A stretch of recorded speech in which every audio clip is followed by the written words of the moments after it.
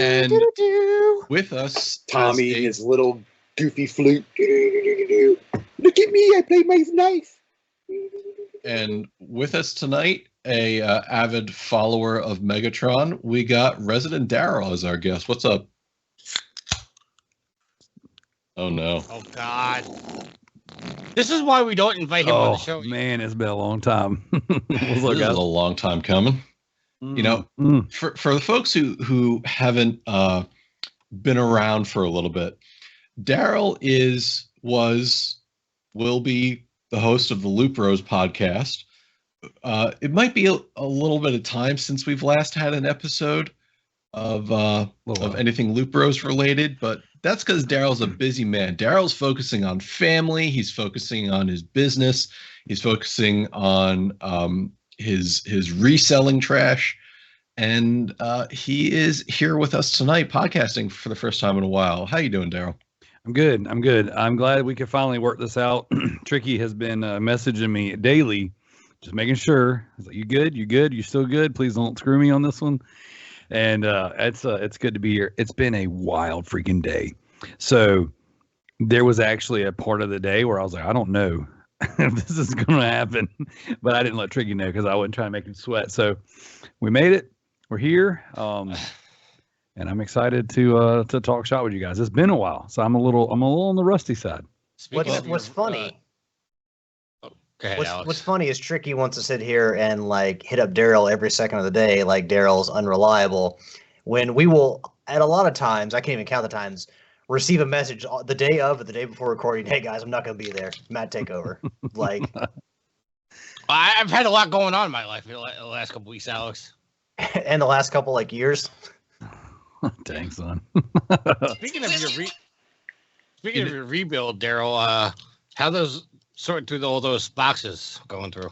It's been good. It's been real good. So it's really funny. I wish that again had life not been so crazy lately, I'd have been more prepared. I was sifting through some of the stuff that I got from you, and in the back of one of the strategy guides is a very scantily clad dressed lady. With autographs saying like achievement unlocked and trophy unlocked. Oh, damn! I said that to you, dude. That's Joe Garcia. I met her at the Mafia 2 launch. Yeah, the Mafia 2. Yeah. So I was funny because I was going through stuff and I was just sorting everything and I opened that thing up and it was like, boop, and I'm like, thank goodness the wife wasn't standing there. That have made me look kind of good. That's a good thing it's addressed to Tricky and not me. She was a Playmate of the Year at that time. Yeah. But yeah, it's been cool. Right after that, I'm gonna need you to send that back though, Darrell. That's fine. That's fine. I don't need that. I don't need that in my house. But yeah, there was so we were going through that, and then afterwards, I bought an entire Gaylord of DVDs and Blu-rays from a guy. So my garage is almost unusable right now, searching for that diamond in the rough. I think I sent you 4 boxes, right? Mm-hmm. Yeah. Yep.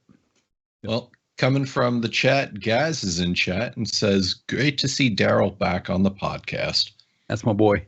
I will say, great to see Darrell on any podcast at this point. Yeah, it has been a little while. Shout out to Gaz. It's a funny story. My wife, I call him Gaz when we're talking, right? And my wife knows who Gareth is. I'm sure I've shared on this show as much as I did the Loot Bros. We've met and we've hung out before, and Gaz is easier to say than Gareth. So when I'm like running, through, I'm like, yeah, Gaz and I, blah, blah, blah. She's like, why do you call him by his gamer tag?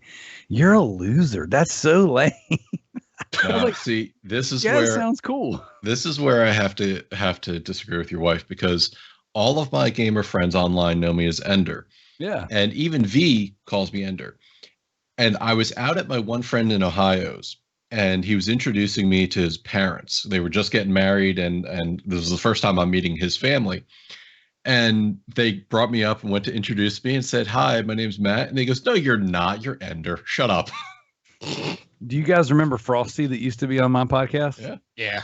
So for that was my brother's best friend growing up, right? So he actually, the way Frosty and I became buddies is because he came to hang out with my brother, and then my brother also had invited his girlfriend at the time, who's his wife now, and so he kind of got third wheeled, you know what I'm saying? And so he walked from my brother's room to my room, and I'm in there playing Xbox. And he's like, "Hey man, what are you doing?" I was like, "I'm playing The Darkness, bro. You ever seen this game?" And he's like, "Man, that's cool." And so he just sat down and hung out with me. And they used to come to my shows a lot back when I was in a band. And so he and I started hanging out. But for the first probably calendar year that I actually knew this guy, I never called him Daniel. I didn't even know his first name. It was always Frosty since he was in like middle school. So one day he gives me his phone number and I call him and I get this voicemail. It says, "Hey, this is Daniel." And I was like, "Oh, dang, I hung up because I don't know who Daniel is." I said, "Dude, I don't know whose number you gave me, but it's somebody named Daniel." He started laughing. He's like, "That's my name." And it really didn't click at all. Oh yeah, your parents didn't name you after a drink from Wendy's. Come on. Well, it's just interesting. We've made our friends online. We have all these personas, these names that we've gone by. And it's actually one of the biggest things why I don't change any more of my usernames because all of my friends know me as Ender, and I've since changed it to just NDR, remove the E's, just to edgy. I know. I'm surprised I don't have X's in front and behind the name. Yeah. But it's just, we become those pseudonyms and those names that we've so had for years. But Gaz does say in chat, to be fair, I get called Gaz all the time in person too. So sweet. Not alone. I'm gonna let her know that. Your wife I got a confession. is the minority here. I got a confession. For the longest time, I been your friend on the first Descendant. And I was looking at my friends list the other day. I was like, who the hell is NDR? And I remembered it was you, but now it makes sense. That was my first reaction when we were playing Helldivers. So we had played Helldivers with Matt a couple times, and I looked at I was like, who the fuck is this guy? And then it clicked with me. Oh, it's Matt. I gotta say though about Gareth. So I feel like there's different scenarios when you address him as Gareth and Gaz. Like Gareth is like a proper introduction, like, oh, hello Gareth, good day sir, and you go up and shake hands. And then like, what's up Gaz is like the fist bump motion, if you're ready for a wild night. I feel like there's different scenarios where you would bust out Gareth and Gaz. I think of Gaz and I think of Invader Zim all the time. And also, to be fair, no one ever calls Tricky Michael. Everyone just calls him Tricky. Name. The one time I one of the times I met Tricky in person, his significant other said, "Oh, blah blah blah," and I go, "Took me a second to register." Anyways, what doesn't take me time to register is our trophy count. So let's do our updated trophy counts. Tricky. I am level 960 total trophies. 33,988 with 980 platinums. Alex. So glad I'm not on camera for this.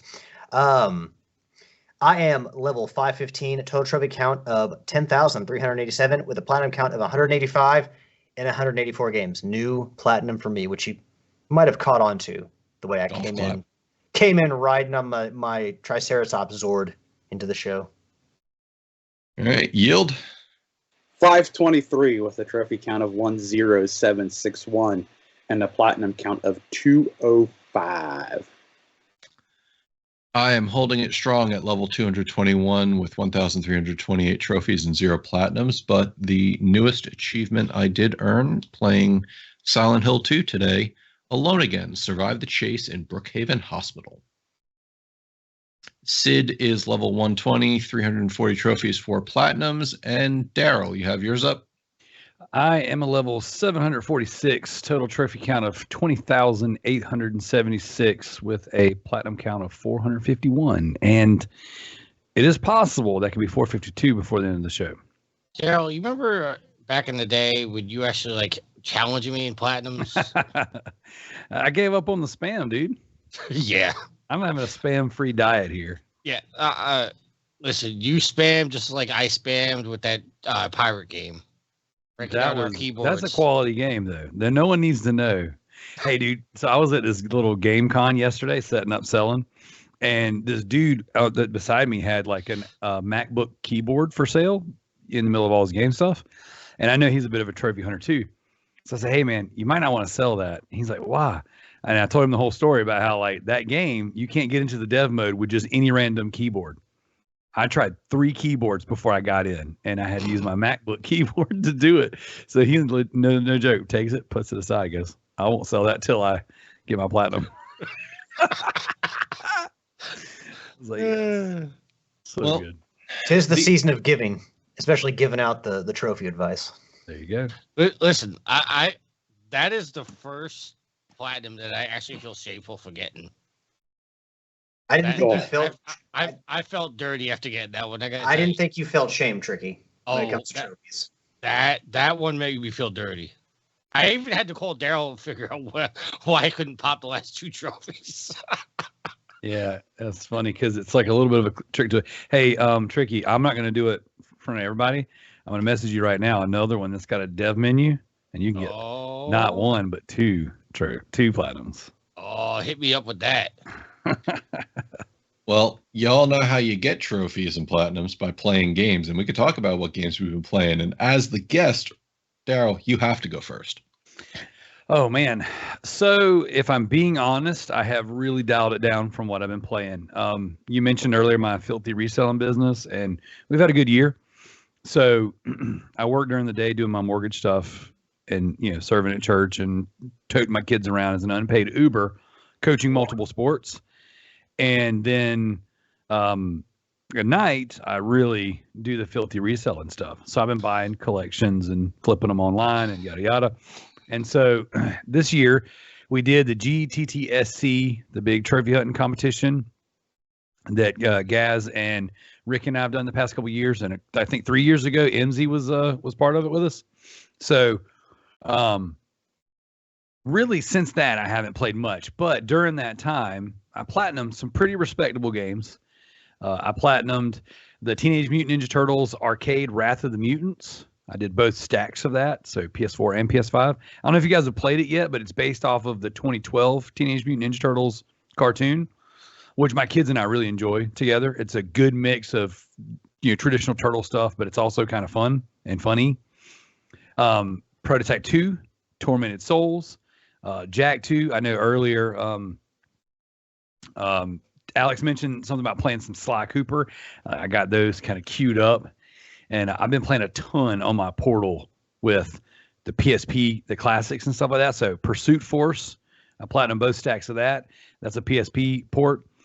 Pursuit Force Extreme Justice, that's another PSP port. Amazing, amazing games. If you're fans of the PSP right now, there's so many really good games on there. I platinum some Twisted Metal. And then most recently, I know Tricky and I were talking about Shadow Gambit. I did the dev menu on that one. There is this one of the guys on one of my old podcast hosts from the Loot Bros, Will from the PlayStation Ain't Dead. He had screen grabbed this game called Glory of America, and I don't know if you remember that, Matt, but it's like it's a really dumb and simple zombie arena shooter, but you are basically like a digital Donald Trump killing zombies. And I was like, well, I have to buy this. And it was like $10. And it's like you can platinum it in no time. But yeah, that was like one of my most recent platinums. And it's just a dumb little asset flip. A lot of these little cheap trophy exploit companies are just taking kind of like these little arena shooters and they're just reskinning them and reselling them. But that one was really funny. You go around and. If I can, Will is in chat saying, "Don't put that on him." That was Thomas's doing. Was it Thomas? Okay, yeah. Well, Will was the one that encouraged me to do it. So I don't care who showed it to us. When he said, "Don't do it. Don't support them. You're awful for it." He really forced my hand, and I had to do it. So, but yeah. So that's a dumb little zombie shooter that was really fun, and by fun I mean getting trophies real quickly. And then the last platinum I got, which is definitely a spam platinum, it's called Dab Man, When the Haters Dab Back Remastered. So if you guys remember back, Tricky and I were having our 1 year of spam celibacy, where we both swore we would not spam any trophies. And a game came out called Totally Awesome Journey or Totally Normal Journey or something like that. And it's this weird 2 aliens with crazy tongues wrapped around each other's necks, whatever. And it's basically like your typical, like choice-based decision-making game or whatever. So like, it kind of plays out like a movie and you choose which direction you go. Well, in that one at the time, no one had platinumed it in less than an hour. And it was kind of what we would consider on the Loot Bros high quality spam. Like it's questionable, but it wasn't one of the super cheap ones like Tricky racked up on. And so I played the game, and Tricky accused me of cheating, saying that I was spamming, even though technically that wasn't considered spam at the time. That being said, are we talking about the year when you were supposed to spam and you spammed? Yeah, when we were doing our spam celibacy. Yeah, you lost the bet, and you still even paid up, by the way. No. I didn't lose. You lost the bet. The community bailed you out. The community. It was a winning reduction. That's right.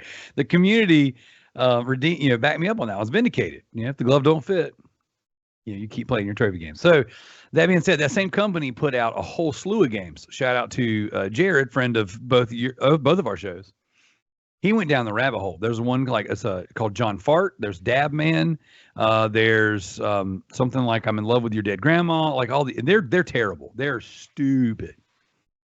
So, anyways, Dab Man was my most recent platinum. I'm ashamed of that one. It's so tough. I thought you got some dab game. That's what I just said. Dab Man. Oh, dab. When the haters dab back. I thought you said dad. No, it's really terrible. It's like seriously, it's like a bunch of high school students film themselves doing really bad skits, and it's like it's just terrible. And they're Russian with like really bad American accents. Yeah, or it's terrible. It's really bad. I'm not gonna lie, I was bought it and did it. So you have to play through the game and make basically all of your option A decisions, and you play through the game and make all your option B decisions. But trophy tip: if you're doing remote play with like a backbone or something, I don't know if whoever's used the backbone will know. You'll know this when you use the backbone and you're using an extra device. It does not format the screen correctly to where you can see everything proportionately, right? So what happens is the very bottom, like your X and B bar at the bottom of the screen is kind of like off the screen. It doesn't, the aspect ratio is not correct. Okay.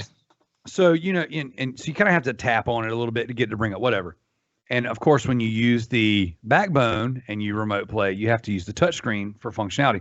The reason why the Portal is like infinitely better is because everything is proportioned to the screen. The screen's very vibrant, very bright, it's very nice. And you don't have to touch the screen. You actually have buttons like a normal DualSense. So I was actually playing via remote play with the backbone because I don't take my Portal around the house. You know what I'm saying? Like, I don't want to mess it up. So if I'm going to be doing dishes or doing whatever and playing some of these stupid spam games, I'll take my backbone around with my backup phone. And so as I was going through the Dadman game, there's like 3 trophies I couldn't get because there's a third option in the bottom right-hand corner of the screen that you can't see when you're doing remote play using the backbone. So what ended up happening is I looked at the trophies and I'm like, there's no trophy guide for it because it's super easy. I actually turned my phone up like long ways, and then it shrinks the screen to right here because then it has like the touch screen. Yeah, you saw the third option. Yeah, I could see the third option, and I was like, oh, that's what it is. So I had to play the game 3 times so that I could actually choose the third option. You just can't see it when you're not, when you're using. How disgusted are you right now with this yield? I'm not paying any attention. Yeah. He's a bald-faced liar. He is taking every bit of that in, and he is seething. And later on down the road, when you're having another scummy trophy conversation, he's going to bring it up like, you and Darrell are always playing these crap games and going out of your way, and blah, blah, blah. Like, well, I'll probably throw him under the bus, but exactly. I don't know if I'll back up and get you. Wow. That's very kind of you, by the way. 10 years together, Yielden. There's no loyalty, huh? No. You know why that happens, Tricky? Is because you're always like beating your chest, like I'm the best trophy hunter. I'm That's the man. it right there, Alex. Right there. To be fair, you guys. If you look at the agenda, only one person has 980 plats. No one else is really close. So yeah, exactly. If we're just going by the numbers, I mean, I am the trophy leader in this show. And will be forever because there's no way these guys are catching me ever. Oh no! I can take off the next 10 years. Okay, if you stopped earning platinum trophies right now, I probably wouldn't match you in my lifetime. That's what I'm saying. I can stop for 10 years and you guys still wouldn't catch me. Yeah, but I will argue in their defense, they've played infinitely better games. And Tricky is silent. There's no argument from Tricky. No, I was just looking at the solid judgment Matt was doing with the head shake. Well, I mean, if Darrell's done, that's an excellent segue into what the other guys have been playing. I'm done. All right. Well, Yield, you want to go into what you've been playing? Which is really evidently infinitely better? Infinitely better. It's been really simple this week. I've been playing Helldivers 2 and Star Wars Outlaws. How are you far enjoying Outlaws now? Yeah. Well, it's really hard to say where I'm at because I'm kind of just bebopping around trying to clear a planet at a time. I'm on the mission where you're collecting your crew, and I have the first crew member. If you know where I'm at in the game without giving it away. Well, you said you were on Tatooine. Yes. Did you collect the crew member from Tatooine? No, I just got. So I went to Tatooine, the other day, and that was because I was trying to be able to blast the rocks, not knowing that I already had that ability, because I hadn't done the story mission where they make you do it. So yeah. I had the ability to go after the mercenary for two-handed weapons, and I'm like, that's what I need. I need heavier weapons. So I went to do that storyline real quick with the mercenary, only to find out that that's not what it gave me per se. And so now I'm actually going back to Tatooine to work on the second crew member storyline. So the game says I'm over 50% done with it, but I find it hard to believe that I'm that far into the game. I think you are. Really? Yeah. I mean, I've done a lot of the side stuff and things like that along the way, but yeah, the main story I think doesn't take that long. It's because I did a lot of the side stuff too, which made it feel. But as I'm thinking about it, it's like the main stuff I don't think takes too long. Maybe 10 or 12 hours, maybe. Okay, well then maybe I am moving along on the main story. But the more I play it, the better I like it. At first, I was just kind of like, I don't hate it, but I don't love it. It's one of those slow burn games. And the more I got into it, the more I really enjoyed it. I'm still not thrilled with Kay. There's just something about her that I just don't dig. I am with you there. Her attitude seems middling at best. Yeah, and I felt I was sold a seasoned smuggler, not somebody who kind of just fell into it. And even as far along in the game I'm in, it still feels like she's just getting her feet wet. And it's like, come on, we've been doing this a while now. There should be no hesitation of what you're saying. Yeah, I don't think I felt I was sold a seasoned smuggler, but I also felt we were told she was more experienced than what she is. Yes. And that's where I have the disconnect with the story versus what's going on. Going back to chat, Will said he tuned in to get the best tips and tricks on how to cheese trophies, and y'all aren't disappointing. And then Gaz said he had a private message this week from Tricky asking why his plays for November never made Plat in the month. Astrobot, Plucky Squire, Lego Horizon Adventures need better than those to qualify for that. I wasn't going to bring this up on the show, but I have to call shenanigans because... Why? I get 3 platinums in a month, and not one of them is qualified for Plat of the month. Now, I will give Gareth credit. He said what he does, and I was not aware of this prior to the conversation, is he messages sometimes like 5 or 6 different people, and he puts out a list, and then he takes the ones that get the most votes, and he puts the top 10 up for Plat of the month. I understand his reason, but I still think getting 3 platinums in a month, one of them should have qualified. But what Garrett said to me was that they weren't of good enough rarity quality. Rare enough, yeah. I've had platinums that haven't shown up all year long, and I just figured that they were too common, and I just didn't question it. And I get that, but like the Plucky Squire is a quality game. I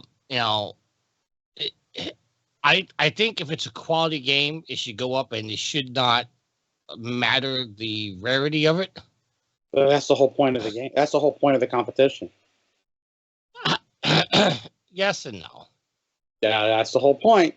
The I will say I've had a lot of platinums left off these two, and for a while there, mine weren't showing up. And I'm not playing crappy games either, but I was just assuming that because I was in the bottom league, that people in the bottom league don't get their platinums nominated. But then Wildcard Football came up on the recent one. I'm like, the one game that I do have an issue with not making to any one of these votes is Cult of the Lamb, because I feel like Cult of the Lamb should have gotten some recognition as far as like Plat of the Month goes. So that's like really the only game that I've gotten that didn't show up on any of those lists. I was like, really?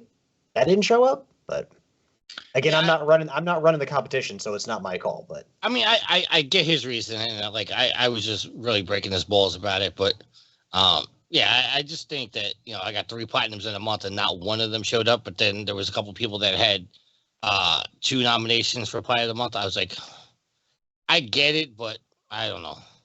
I just disagree. And I was joking with Gareth, and I was like, "Oh, I'm mad about this." I wasn't really mad. I was just surprised, like not one of them showed up. Because I was proud of Plucky Squire and Lego, and I think what was the other one I got? Astrobot. Yeah, Astrobot. Astrobot won Game of the Year, and that's not up for Plat of the Year. That doesn't mean anything. Just because it won Game of the Year does not mean that it should be considered a Plat of the Month. How easy is it? Gaz says it's not all about rarity. It's about length of the game, time taken to plat, ease of it, difficulty, and isn't solely him that picks them. Hey, my wife says it's not about length, so I trust her. I've been told lying is a sin. That was good. Yield, you done? Sure. All right, Alex.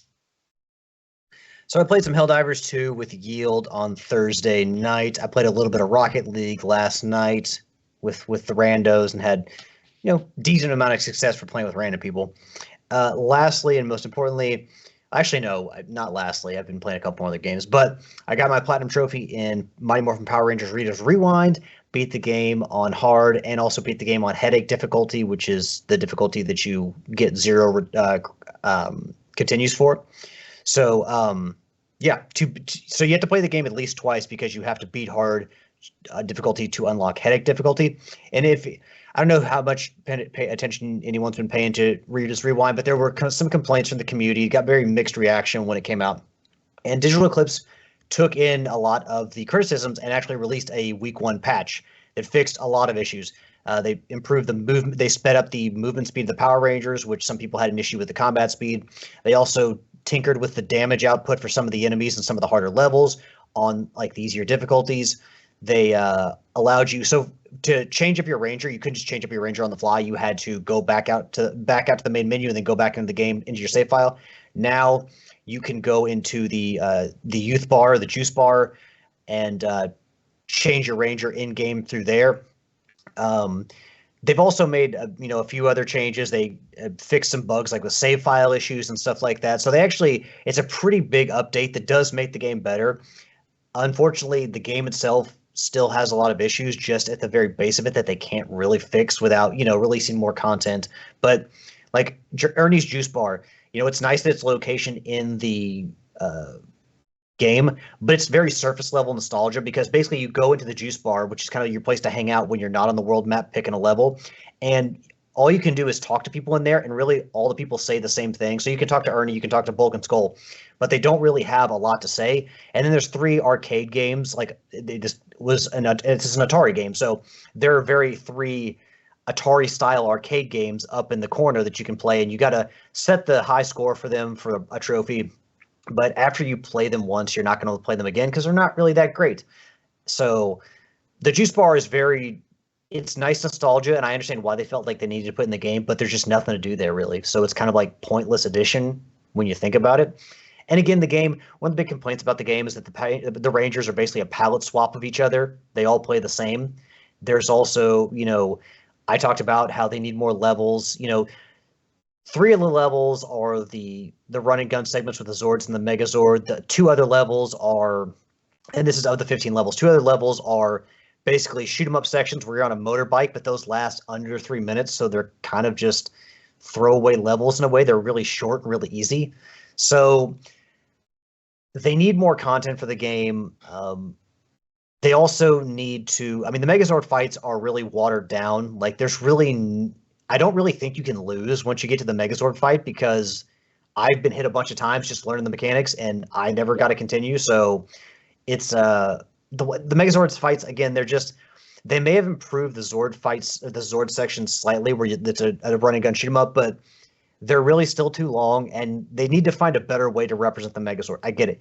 Power Rangers, you got to fight with the Megazord, but the way they are, they're just easy and really watered down. Those sections really need to be better for you to feel any excitement towards playing as the Megazord. So the game does still have its issues, and hopefully, they can improve on that by just adding more content because yes, there is a lot of nostalgia built in this game. There's Ninja Turtles reference. There is a Final Fight reference in the game, but there really needs to be just more of this game. So the fact that they listened and released Digital Eclipse released a week 1 patch is really good because it shows they're listening.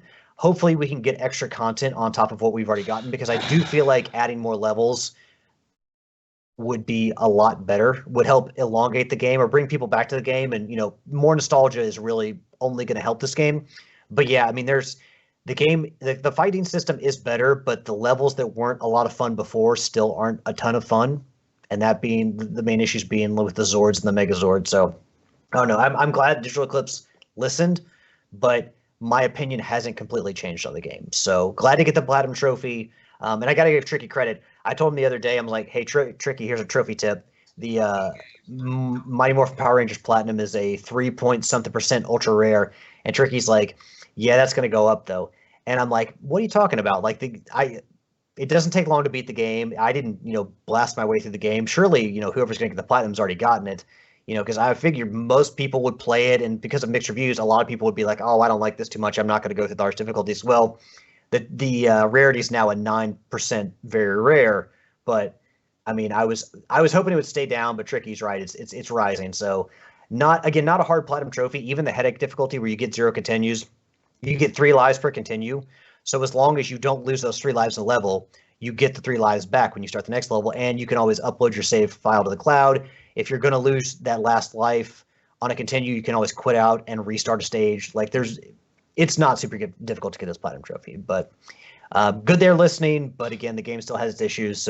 But I encourage people to try it out for yourselves. Maybe just wait for a sale, or eventually when it comes to PlayStation Plus, or maybe just wait until they add more content, or continue to try to make the game better. The other game I've been playing, and I thought that I was just going to get to end my year on a high note, get the Power Rangers Platinum, focus on Helldivers 2 since they released the Omens of Tyranny update for the game. No. I'm in the PlayStation Plus app, and I'm looking through the rewards, and I see that there is a Sly Cooper Cane and Hat reward for playing all the Sly games, which are now on PS5. And I'm like, what? When did these drop? So they have finally put Sly 2 and Sly 3 with new trophy lists on the PlayStation 5. You can go on, they're under the Classics collection. And I saw that, and I'm like, well, guess I know what I'm doing to finish the year. So I'm trying to finish Sly 2 for the Platinum Trophy by the end of the year. And just to give you an idea, my first couple hours in this game, and it says I've played 8 hours so far, and I'm not even halfway through. Each episode's taken me anywhere between an hour and a half to 2 hours. So this is back in the day when games, the PS2 games were still a pretty decent length. You'll spend, anywhere between 12 to 15 hours probably in this game. But in the first 2 hours, I had maybe 2 trophies, maybe. And I went back to the old PlayStation 2 or the old Sly collection for PS3, that list. And just to give you an idea what some of the trophies were for the PS3 version of Sly 2, a lot of buy this from the store trophies, a lot of complete this mission trophies. But really, so here's an idea. There's one for collect 15 clue bottles, one for collect 20 clue bottles, and one for collect 30 clue bottles. And I got those on 11/14, 2010, 121, 204, and 235. So that's within about an hour there, 3 trophies. And then you've also got, like I said before, you get trophies for purchasing things from the store. So you got purchase the Diablo Fire Slam from ThiefNet, purchase the Hover Pack from ThiefNet, purchase the Raging Inferno Flop from ThiefNet, and purchase the Paraglider from ThiefNet. So you can see, I don't have the trophy list for the PS5 version PS5/PS4 version in front of me, but as you can see, the PS3 version, they just kind of made the easiest trophy list they could. So better trophy list for both Sly 2 and Sly 3, just like Sly 1, that they released earlier this summer. And, when given the success of Sly 1 when they re-released it on PS5, you could kind of see this coming. But it's nice that we got it before the end of the year. Nice little Christmas present, and with better trophy lists. So it brings me hope, even though that we didn't get the Resistance trophy updated list, that we're going to see a lot of older games come back, and you're going to get better trophy lists for them. Because really, these games had criminally easy trophy lists. And don't get me wrong, no one ever really complains about the Sly games being too easy, even though they are. I feel like it's one of those game series that kind of escapes that, even though they're not difficult stealth games at all. But they are still a ton of fun to play. I love the characters. I love the villains and the heroes. I love both sides. And I just love sneaking around on the rooftops and exploring the worlds they've created. So Sly 2, my favorite game of the bunch. And if you've never played Sly games, I encourage you to go play them for the first time. And if you've played them before and it's been a while, I say go play them again because they got new trophies. And they're actually good trophies this time around. So exciting times for Sly Cooper fans. Hopefully, and you know what? Go and bombard the PlayStation Network and download the fuck out of these games so we can get Sly 5. Because Sly 4, we all know how that ended. That's just not a good ending. So let's get into Sly 5. And just a tip for anybody doing the PlayStation app, in order to get that item from the PlayStation Stars program, you just literally have to start the game. You don't have to play the game completely. So yeah, you can just all three. Yeah, and then you could just go stream a game and wait till it gets to the title screen and then exit out, and that'll give you the credit for playing the game. And you can do that even with coin rewards and stuff like that. And you can do that on a lot of those games, which is how I get a few extra coins here and there on the PlayStation app. Yeah, when it says just play one of the games, you just have to get to the title screen of that game. Darrell's showing he's got his portal back. You feel like a complete man now, Darrell? It has returned. Things ain't warm too, man. She was in there playing the fool out of it. You want to catch up on the chat there, Matt, real quick? Yeah, just going back to the trophy GTSSCB up, down, left, right contest. Gaz did say it also matters what else has been platted that month by others, and that another month Cult of the Lamb would have come up, I'm sure. And Black Compat earlier said his 0 plat streak continues. LOL. That's Ro. Hey, Ro. I obviously don't know everybody. Yeah.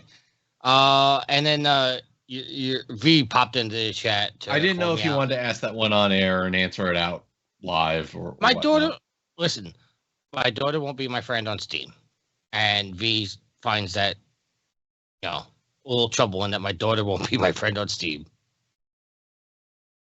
So, I don't know. Oh well. Tricky, what have you been playing this week? Have you had time for games? A little bit. I've finished up Horizon. I'm now going through the why did I just blank? What's the DLC's name? Frozen Wilds. Thank you. Going through the Frozen Wilds now. I did the Star Wars Outlaws DLC. Finished that up.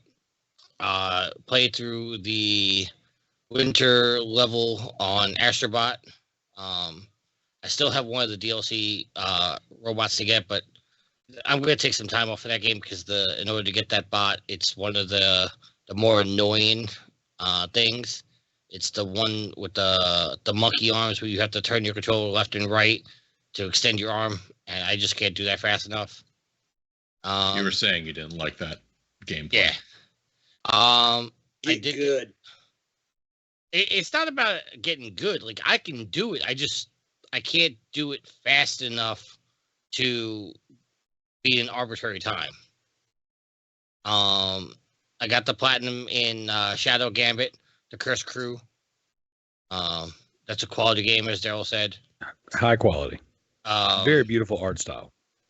Played a little bit of Dark Pictures Anthology, Man of Medan, and played a little bit of Division 2, and I'm getting slightly back into the First Descendant, but the First Descendant right now is holding a holiday thing where you check in for 14 days over their holiday event, and they give you a free Ultimate Descendant. So I'm 2 days away from getting an Ultimate Buddy. So that should be fun once I get that. And I think that's about it. I did play a little Sly 2, but haven't earned a trophy in it yet.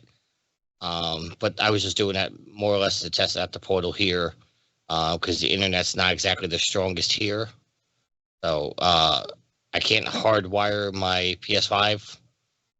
So it's I'm having a little bit of issues. But the game streaming, the beta version for the portal works phenomenal. It's just connecting to my PS5 is a little hit and miss. I wish it was a little better. They fixed out. I wish they fixed the stability if you're not hardwired. Because I think a lot of people are going to have a problem with the portal if they don't know to hardwire them. But yeah, other than that, that's all I've been playing. Okay.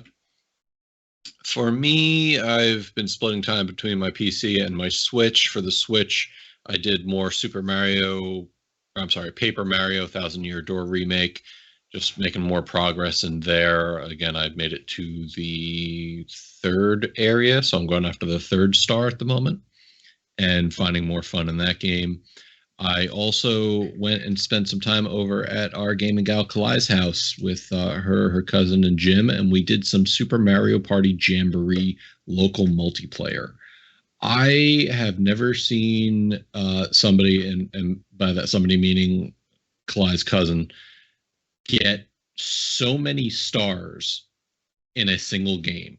By the end of the game, he had 8 stars. And that's because when you have a buddy, which is a new thing in the game where you can get a buddy that goes around with you for 3 turns, they allow you to do double moves, which if you land on a star, and everybody, if you're not aware, you use 20 coins to buy a star.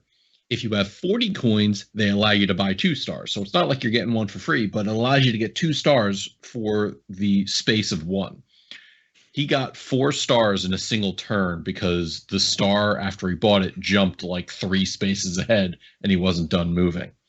So, yeah, I got my ass kicked in that game because there was no coming back from 8 stars at the end. And on the PC, I also put in some more time for Helldivers 2. And I don't know, Alex, Yield, did either of you look at the new stuff that they gave us? Because they released that Killzone pack, and the Killzone pack is like $20 for the cape, mask, and armor. I feel like, did we get those for free? Because you got the second half. So they were releasing it in 2 parts. Everybody complained about the price of the first part, so they said, okay, here's the second part for free. Because I looked at Yield because he put on some of that gear. We were playing on Thursday, and I'm like, is that Helgan? Is that Killzone? Yep. And he wasn't sure, but it looked dead up like Killzone to me, and yeah, it was. Yeah. So they have a one-handed automatic machine gun, and that works really well against the Illuminate. And when you combine it with the forward-facing shield, it actually worked really well. At least, yeah, I used it for a little bit. It chews through ammo. Its fire rate is over 1,000. that was the only thing I didn't like about it. Was I always constantly found to myself like it worked great until I needed it. I was like, "Where's my ammo?" Yeah, I ran out of ammo real quick. So, Helldivers, take note. Matt, I'm look. You can't be expecting me to use the newest fangled technology because I'm playing very retro in this game. I still got my Jar 5 Dominator, but I did graduate to the Bushwhacker from the Viper Commandos, all the way back from the Viper Commandos Warbond, and yeah, I'm still stuck. You can't teach this old dog new tricks. I still got my main setup, but I did graduate to the Bushwhacker, so who knows? Maybe in 2 years I'll be using the gun that you're talking about. I did purchase the Jeep, the reconnaissance vehicle. Bumper cars. Yeah, well, the brain and I was using that. I didn't realize that the machine gun was the heavy machine gun, so it chews through ammo relatively quickly. Yeah, and for an all-terrain vehicle, it doesn't do terrain very well. No, it doesn't.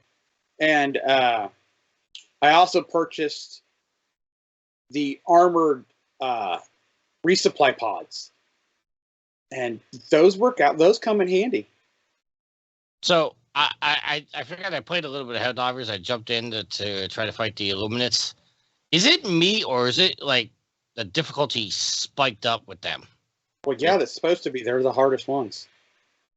Okay, because I had it on either trivial or like the next setting up, and I was trying to get to a ship, and I kept getting electrocuted, and there was nothing I could do because every time I turned around, I was getting swarmed.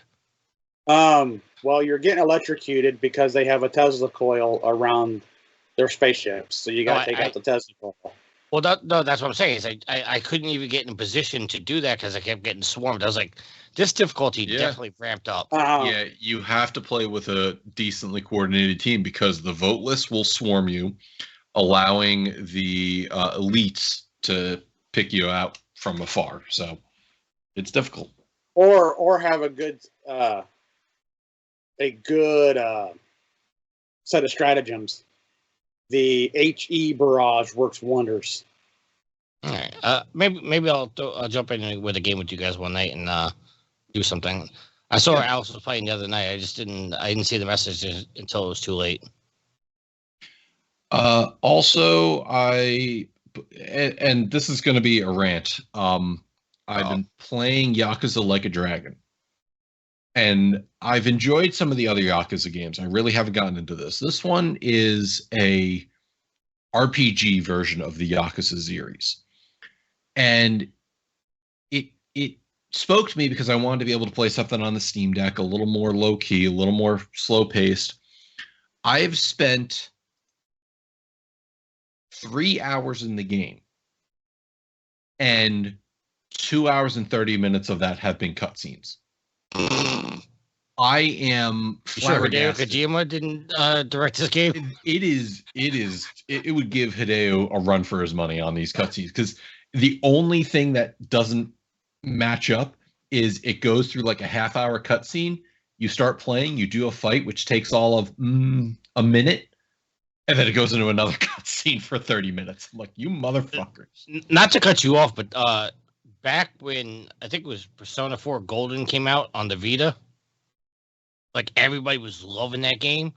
I tried to play that game. I think I played for an hour, and it was nothing but cutscenes before I even got to play it. And I was like, I'm done with this. Like, I have patience playing, the Metal Gear games, but Persona 4 Golden, it was like an hour, and I didn't even do anything other than just kept pressing X to get past the text. So the same complaints I had about the original Okami, I'm running into here, and I'm like, oh, this is really wearing on my patience. So I'm finally at a point where I'm actually like walking around town a little bit more freely and, engaging in random battles, so to speak. I like the story. The story's great. I just wish they gave you more gameplay between the cutscenes. It's like actually a really cool story. It's just for a game, there wasn't a lot of gameplay in the first 3 hours, and that was hurting it. Also playing a game, I did a party night with my friends called Party Animals. This is a brawler arena game, basically, where everybody takes the form of like stuffed animals, and you just beat the crap out of each other, and last man or animal standing wins. It works well because it's a remote play together game, meaning only one of us have to own it. Everybody else ties in, acts like a local multiplayer. And, it's fun game to get together with your friends and beat each other up. I also played Marvel Rivals again with friends, and having a well-coordinated team makes all the difference. And I think I found my new favorite hero in Jeff the Shark, which is a little shark. Why does everybody love Jeff the Shark? So here's what it's a shark that is on the land. And he has a super that he circles an area and swallows everybody in that circle, both friends and foes. And then you can go and spit them out. So a popular strategy that everybody does is they get up their super, grab everybody in an area, and then he goes and commits suicide off of a cliff, killing the entire team. So it's kind of a cheap way out. I was watching somebody. They actually were committing suicide. They were just spitting them out over a cliff. They stayed on the ground and spit everybody out. Because if you also swallow your teammates, you don't want to kill them at the same time. So the risk is you have to spit out your enemies, but sometimes heroes might have the ability to jump back in. That's why you have to be careful with that. Did more Battlefield 2042, got more into the portal mode, which what that does is it, not that portal, Darrell, stop it. Too excited. It allows you to play maps from Battlefield 1942, Battlefield Bad Company 2, and Battlefield 3 with the weapons and characters and classes of those eras. Just, it's a nostalgia trip. And then finally, I put more time into Silent Hill 2, completing the hospital section. As I mentioned, I got the achievement for getting out of there, and I've now been exploring South Vale, and I'm coming up, I think, on another boss fight. But it took me a while to get back to that game, and that is an awesome. For those in chat, those on audio version only, you're gonna see Darrell's holding up a Pyramid Head shirt. That was actually cool. Where'd you get that, Darrell? I bought all of the Silent Hill swag at GameStop. So I have the Silent Hill controller holder. It's like the sign that says "Welcome to Silent Hill." That's sitting beside my PS5. I picked up the shirt. I picked up the Silent Hill headset. Ooh, that is nice. Which is it sounds really good considering that it's kind of like a GameStop brand headset that's just Silent Hill. Silent Hillified. Yeah, it's got the little cult logo on the side. That's cool. That's worth having. Cool. This is the thing I think that GameStop is doing really well right now. Is they're taking an IP and they're taking all that merchandising power that they have, and they're like, hey, come buy the game from us, and also the sweet Silent Hill headset, the sweet Silent Hill shirt, and all that stuff. Are we gonna have to rename you Silent Hill Darrell? Well, I wish. So here's the problem. I'm such a fake fan. I bought all the stuff, but I haven't even opened my copy of the game yet. You know what? I got a better name. Just Silent Darrell, because maybe you should stop talking. Oh wow, damn. In chat, Will says Jeff the Shark is the new Baby Yoda, which is fairly accurate. They're doing a holiday event with Jeff right now, aren't they? They are, yes. Couple new costumes are coming out for it, but it's a fun game. I enjoy it. Also, if anybody doesn't know, go watch. If you're into Marvel Rivals, go watch it on Twitch. And there's Twitch drops where they're dropping outfits and stuff for the characters. So that's pretty cool. After you're done watching us, then go over and watch it on Twitch. Not now. But that's basically all I've been playing. Silent Hill 2, I spent a good amount today playing Silent Hill 2. And I'm playing on standard difficulty and standard puzzles. And there's still a sense of unease as I'm walking through the hospital, wondering what's going to come out of the corner. And, for the game, for those of you who've never played the game, you carry a radio and it goes off when there's monsters nearby. Except there's one type of monster that it does not. And the number of times I've been caught off guard have taught me anytime I enter a room, I'm clearing it like SWAT. I go to a corner and I just start scanning the room to see if I can find where it's hiding. That's awesome. That is what I've been playing. So with that, we are going to move on to the news. And with the first article, the December PS Plus games that just came out, they released on the extra and premium tiers.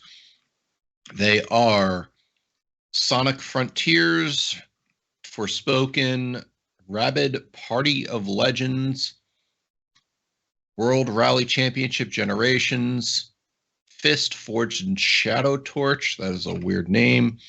Jurassic World Evolution 2. It's a good game, though. I do want to shout out. I saw Curtis playing it. It's a really good game, though. Okay. All right. There's one call for it. Coffee Talk. I heard those games are actually pretty good. I'm sorry. Coffee Talk Episode 2, Hibiscus and Butterfly, to be specific. I heard those Coffee Talk games are actually pretty good. A Space for the Unbound. Fogs, which is, I guess there's two. You remember Cat Dog? This is just two dogs. Biped, looks like some sort of robot game. And then on PlayStation Premium, Sly 2, Band of Thieves, Sly 3, Honor Among Thieves, Jack and Daxter, The Precursor Legacy, and Star Wars Tales from Galaxy's Edge on the PSVR 2. Who wants to jump in and say that they're playing all those games this month? Well, I'm playing the Sly games eventually. I do want to check out the Galaxy's Edge game. Make use of that VR2 that's been sitting there collecting dust? Well, it's actually collecting more than dust right now. It's actually probably collecting other things. Is I accidentally put it in storage. Oh. So but I also got I got in trouble with Sweet Mama D because she wanted to play It Takes Two with me this weekend. And unfortunately, I put all my spare controllers in storage too. You call yourself a gamer. But I did promise her that we can go to GameStop and buy her a new controller, and I'll let her pick out the color, and that will be her controller. There you go. As opposed to going to storage and getting the controller. As fast as going to storage and getting one out and going, here's your controller. Well, I don't have a problem going to storage and getting one out. The problem that exists is I don't know which bin it's in. And you call yourself a gamer. Listen, do you not label the bins like with? No. Why not? You take all that time to put it away. Like, what if you needed to look for something specific, or if like when you move into your new place, if you want extra controllers, so you and Sweet Mama D can play, and now you can't find them because you have to go through all the bins. No, just open up the bin, look, and see. Okay, well, this is a PlayStation bin. Okay, this goes here. This is a closed bin. This goes there. But how many bins do you have? It would just be easier to mark them as you're going along. Probably 50. Again, you have to potentially search 50 bins just to find your PlayStation stuff. Yeah, I mean... Actually, no, I'm sorry. 30 of those bins are probably PlayStation things, so... But no, listen, I'll say this about Tricky, is he had a short amount of time. He had a short amount of time to move out and get stuff in. I get it. But definitely, Tricky, you definitely want to mark bins when you can. That's all I'll say. I bought myself a new controller. If you're looking on Twitch right now, these 3 bins right here are all computer studio stuff. That's not even hooked up. Darrell, are you going to be playing any of these games? I'll definitely play the Sly games. I still don't have a PSVR 2. I can't bring myself to buy one. If you don't have a VR2, how did you get the platinum or at least all the trophies in the poker game? Oh man, I can't tell you that. You've been watching my account. No. Actually, I don't remember if it was Rick or Garrett or maybe both of them. They said they worked with you and got it. And I was like, there's a non-VR mode. Darrell is a sissy and can't do VR, so correct. I don't know how he got it. Hold on. There's a non-VR mode. Hold on. That's not a shot at Darrell. Darrell will tell you he's a sissy and can't do VR. But you called him a sissy. Like, you can't do first-person games, and you're calling Darrell a sissy for VR? No. There's a difference. No. I can't do first-person games because I don't like the style. Darrell can't do it because he can't do it without getting motion sickness. I get sick. That's the exact same excuse you've given us for first-person.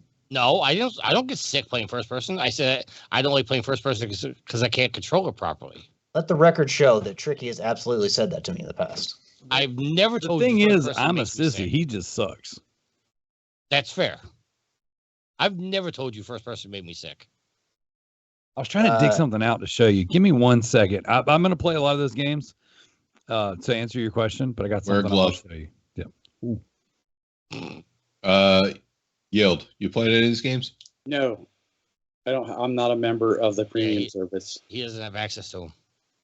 All right, Alex, I know you're playing Sly. Yeah, I mean, I'm going to try to finish Sly 2 before the end of the year, and after tonight, I should have at least 4 of the episodes done, so halfway through, and I got, 9 more days or 8 more days, so I should be more than capable of finishing the platinum before the end of the year. Start Sly 3 in the new year, but yeah, I mean, like I said, I've already platinum Fist, Forge, and Shadow Torch, and I highly recommend that game to a lot of people. It's a very, very fun game.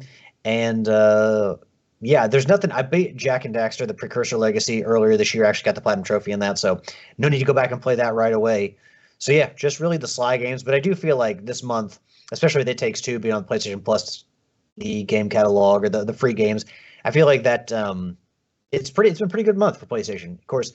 Yeah, we didn't cover the free games at the first of the month because we did episode 650 on that. Well, there's also the Aliens Dark Descent game looked pretty interesting too, like the multiplayer game. Yeah. So are you gonna give Forspoken a shot? No, I have no idea if I've actually ever played a Square Enix game outside of maybe the Bouncer. The Bouncer may be the last Square game I've ever played, and that was on PS2. Like, and that wasn't even like PS2 in like the middle times or like the end days. It was like the very beginning. It's like the second game I got. So wait, you played the Tomb Raider games? Those were Square Enix. I played Guardian of Light. I tried to play the reboots or the reboots, and I played for like an hour and then stopped playing. But I did finish Guardian of Light because I've got 100%. I thought you got the platinum in the first Tomb Raider. I know you did, but I thought you got it too. No, I just don't give a shit about Lara Croft. Honestly. You're here. Darrell, you find out what you were looking for? Yeah, actually, I don't know what was said earlier. I guess maybe just the thought of Silent Hill. I, not too long ago, picked up this Death Stranding controller. Oh, that's what Trigger was talking about, controllers. And just having your stuff packed up. That's what it was. And I was like, man, wait a minute. Because I was going to do is I got like a whole bunch of PS5 controllers. I was just going to be funny and just show them off. When I looked down, I saw these PlayStation hard cases that I've got. And inside it was an Xbox controller. It's Gears of War Xbox controller. I was like, oh, that's not going to work. And then it triggered a memory. I was like, wait a second. The other one has the Death Stranding controller that I refuse to use because it's cool and nice and I don't want to mess it up. You know what would have been cool with that controller, Darrell? What? Is since you can see the rumble features in the handles, they should put a baby in those. Yeah, and baby spins. I think there might have been some backlash over a baby. That would have been pretty cool, actually. Yeah, sorry, you just my mind does that. You mentioned controllers. I was like, I got controllers. Thank you, Yield, for at least understanding what I was trying to get at. I knew what you were getting at. I've never played the game, but I knew where you were going with it. All right, and obviously, I will not be playing the games because I don't subscribe to those services anymore. Good job, Matt. All right, the next topic. This is something Tricky said he wanted us to discuss. Oh, the shenanigans. Let me tee it up. Shut up, Tricky. Let me tee it up. Don't tell me to shut up. Shut up, Tricky. Let me tee it up. I'm gonna die on a hill on this one. So, for those of you who watch the Game Awards, you might have seen a new award this year called the Award for Change, and it was awarded to a guy named Amir Satvat, who was lauded for helping out-of-work devs find jobs to apply for and providing coaching services to get them jobs. Okay, can you pause right there a second, Matt? No, I'm not done. No, just pause right there. That sounds like a good thing, right, guys? I don't need your qualifying conversation, Tricky. I don't know. I checked out when you said Game Awards. No, you need to pay attention to this. No. So, Yield, you're on a podcast. Listen to it. All right. Since that award has been done, that was given, there's a video showing some devs who found jobs thanks to Amir, and Amir went up, had a very moving speech and things like that. Since then, there has been a controversy over the things that happened and who they say Amir is versus who he really is. And with that, Tricky, please provide your experience and research. The guy is a fraud. He is an absolute 1,000% a fraud. Okay, they made him out to be like this everyday guy who just like, oh, These guys are losing their jobs. I have a history in making spreadsheets. I could make a spreadsheet and make a massive spreadsheet to help these people get their jobs and find new jobs because, oh, woe is me. Yet, you know what he does for a living, Yield? What? He works for Tencent, and his everyday job is to find companies and developers for Tencent to take over. So they made it seem like he's some angel who's out there trying to find everybody jobs. But at the end of the day, his day job is taking over companies and causing the layoffs. And the worst part is they're giving him this award on stage in front of the people who are doing all the layoffs. So he's absolutely a fraud. And I can't believe the disrespect that they did with this, because they're making this guy out to seem like an angel, and he's the one causing the layoffs. How is he causing the layoffs? But Tricky, Oh Astrobot won Game of the Year. That should make up for it, right? No. How is he causing the layoffs? Because you know, just as much as I know, when a company takes over another company, there is redundancies and there are layoffs. It happens all the damn time. Look at what happened with the Microsoft merger. Everybody was like, oh, this is a great thing, blah, blah, blah. Microsoft taking over Activision, blah, blah, blah, blah. And what happened? There was a shitload of layoffs because there was redundancies after redundancies after redundancies. This is the stuff that happens. Not to mention, and I'm gonna way down. I'm gonna tone down a little bit and give this guy the benefit of the doubt. But this guy has been rumored to be placing people in jobs that they're not qualified for. So the company itself would not perform as best as it could, therefore dropping down the stock price so Tencent can acquire it much cheaper and then replace it with better developers and programmers and stuff like that to make more money for Tencent. Now, I'm going to give them the benefit of the doubt and say he's not actually doing that, but that is the rumor that's going around that he's doing this. All right. So, number one, I need you to take off the tinfoil hat. Amir Satvat has been the business development director for Tencent from August 2023 to present. When were all the layoffs happening? They were happening all 2023. Mostly through 2023. Before that, he was the, February 23 to August 23, Amazon Web Services, February 22 to February 23, Amazon Games, principal publishing producer, and then August 20 through February 22, lead Amazon Games. So here's the thing. The conjecture that he is out there getting Tencent to buy other studios, which caused the layoffs, is pure conjecture, because as a business development director, that is not necessarily the job he may or may not have. That is what people are assuming based off of his title. As a business development director, your job is to make partnerships with for your company to further business in one way or another, whether it's through procurement, whether it's through different developers coming on board, whether it is for purchases of other companies. That is absolutely all within the realm of what a business director does. However, that is not saying that is what he does. So that is just pure conjecture. Then there is the literal tinfoil hat rumor about that he is the one causing the layoffs. There is absolutely no proof of that. That was literally the tweet by whatever her name was, Savvy, who said, putting on my tinfoil hat, but what if he's the one causing it? That is just a rumor with no factual basis whatsoever. Let's see. The video you linked me, I feel, is heavily biased because of the things that were said. At 2 minutes and 59 seconds, the one host on the podcast, Side Scroller, said, "This feels so scripted and bad." So obviously she already feels negatively towards it, which leads to further negative connotations. Oh God! First of all, never.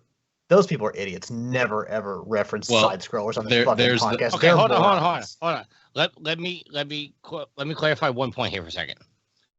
I agree with Matt that some of their takes were off the wall.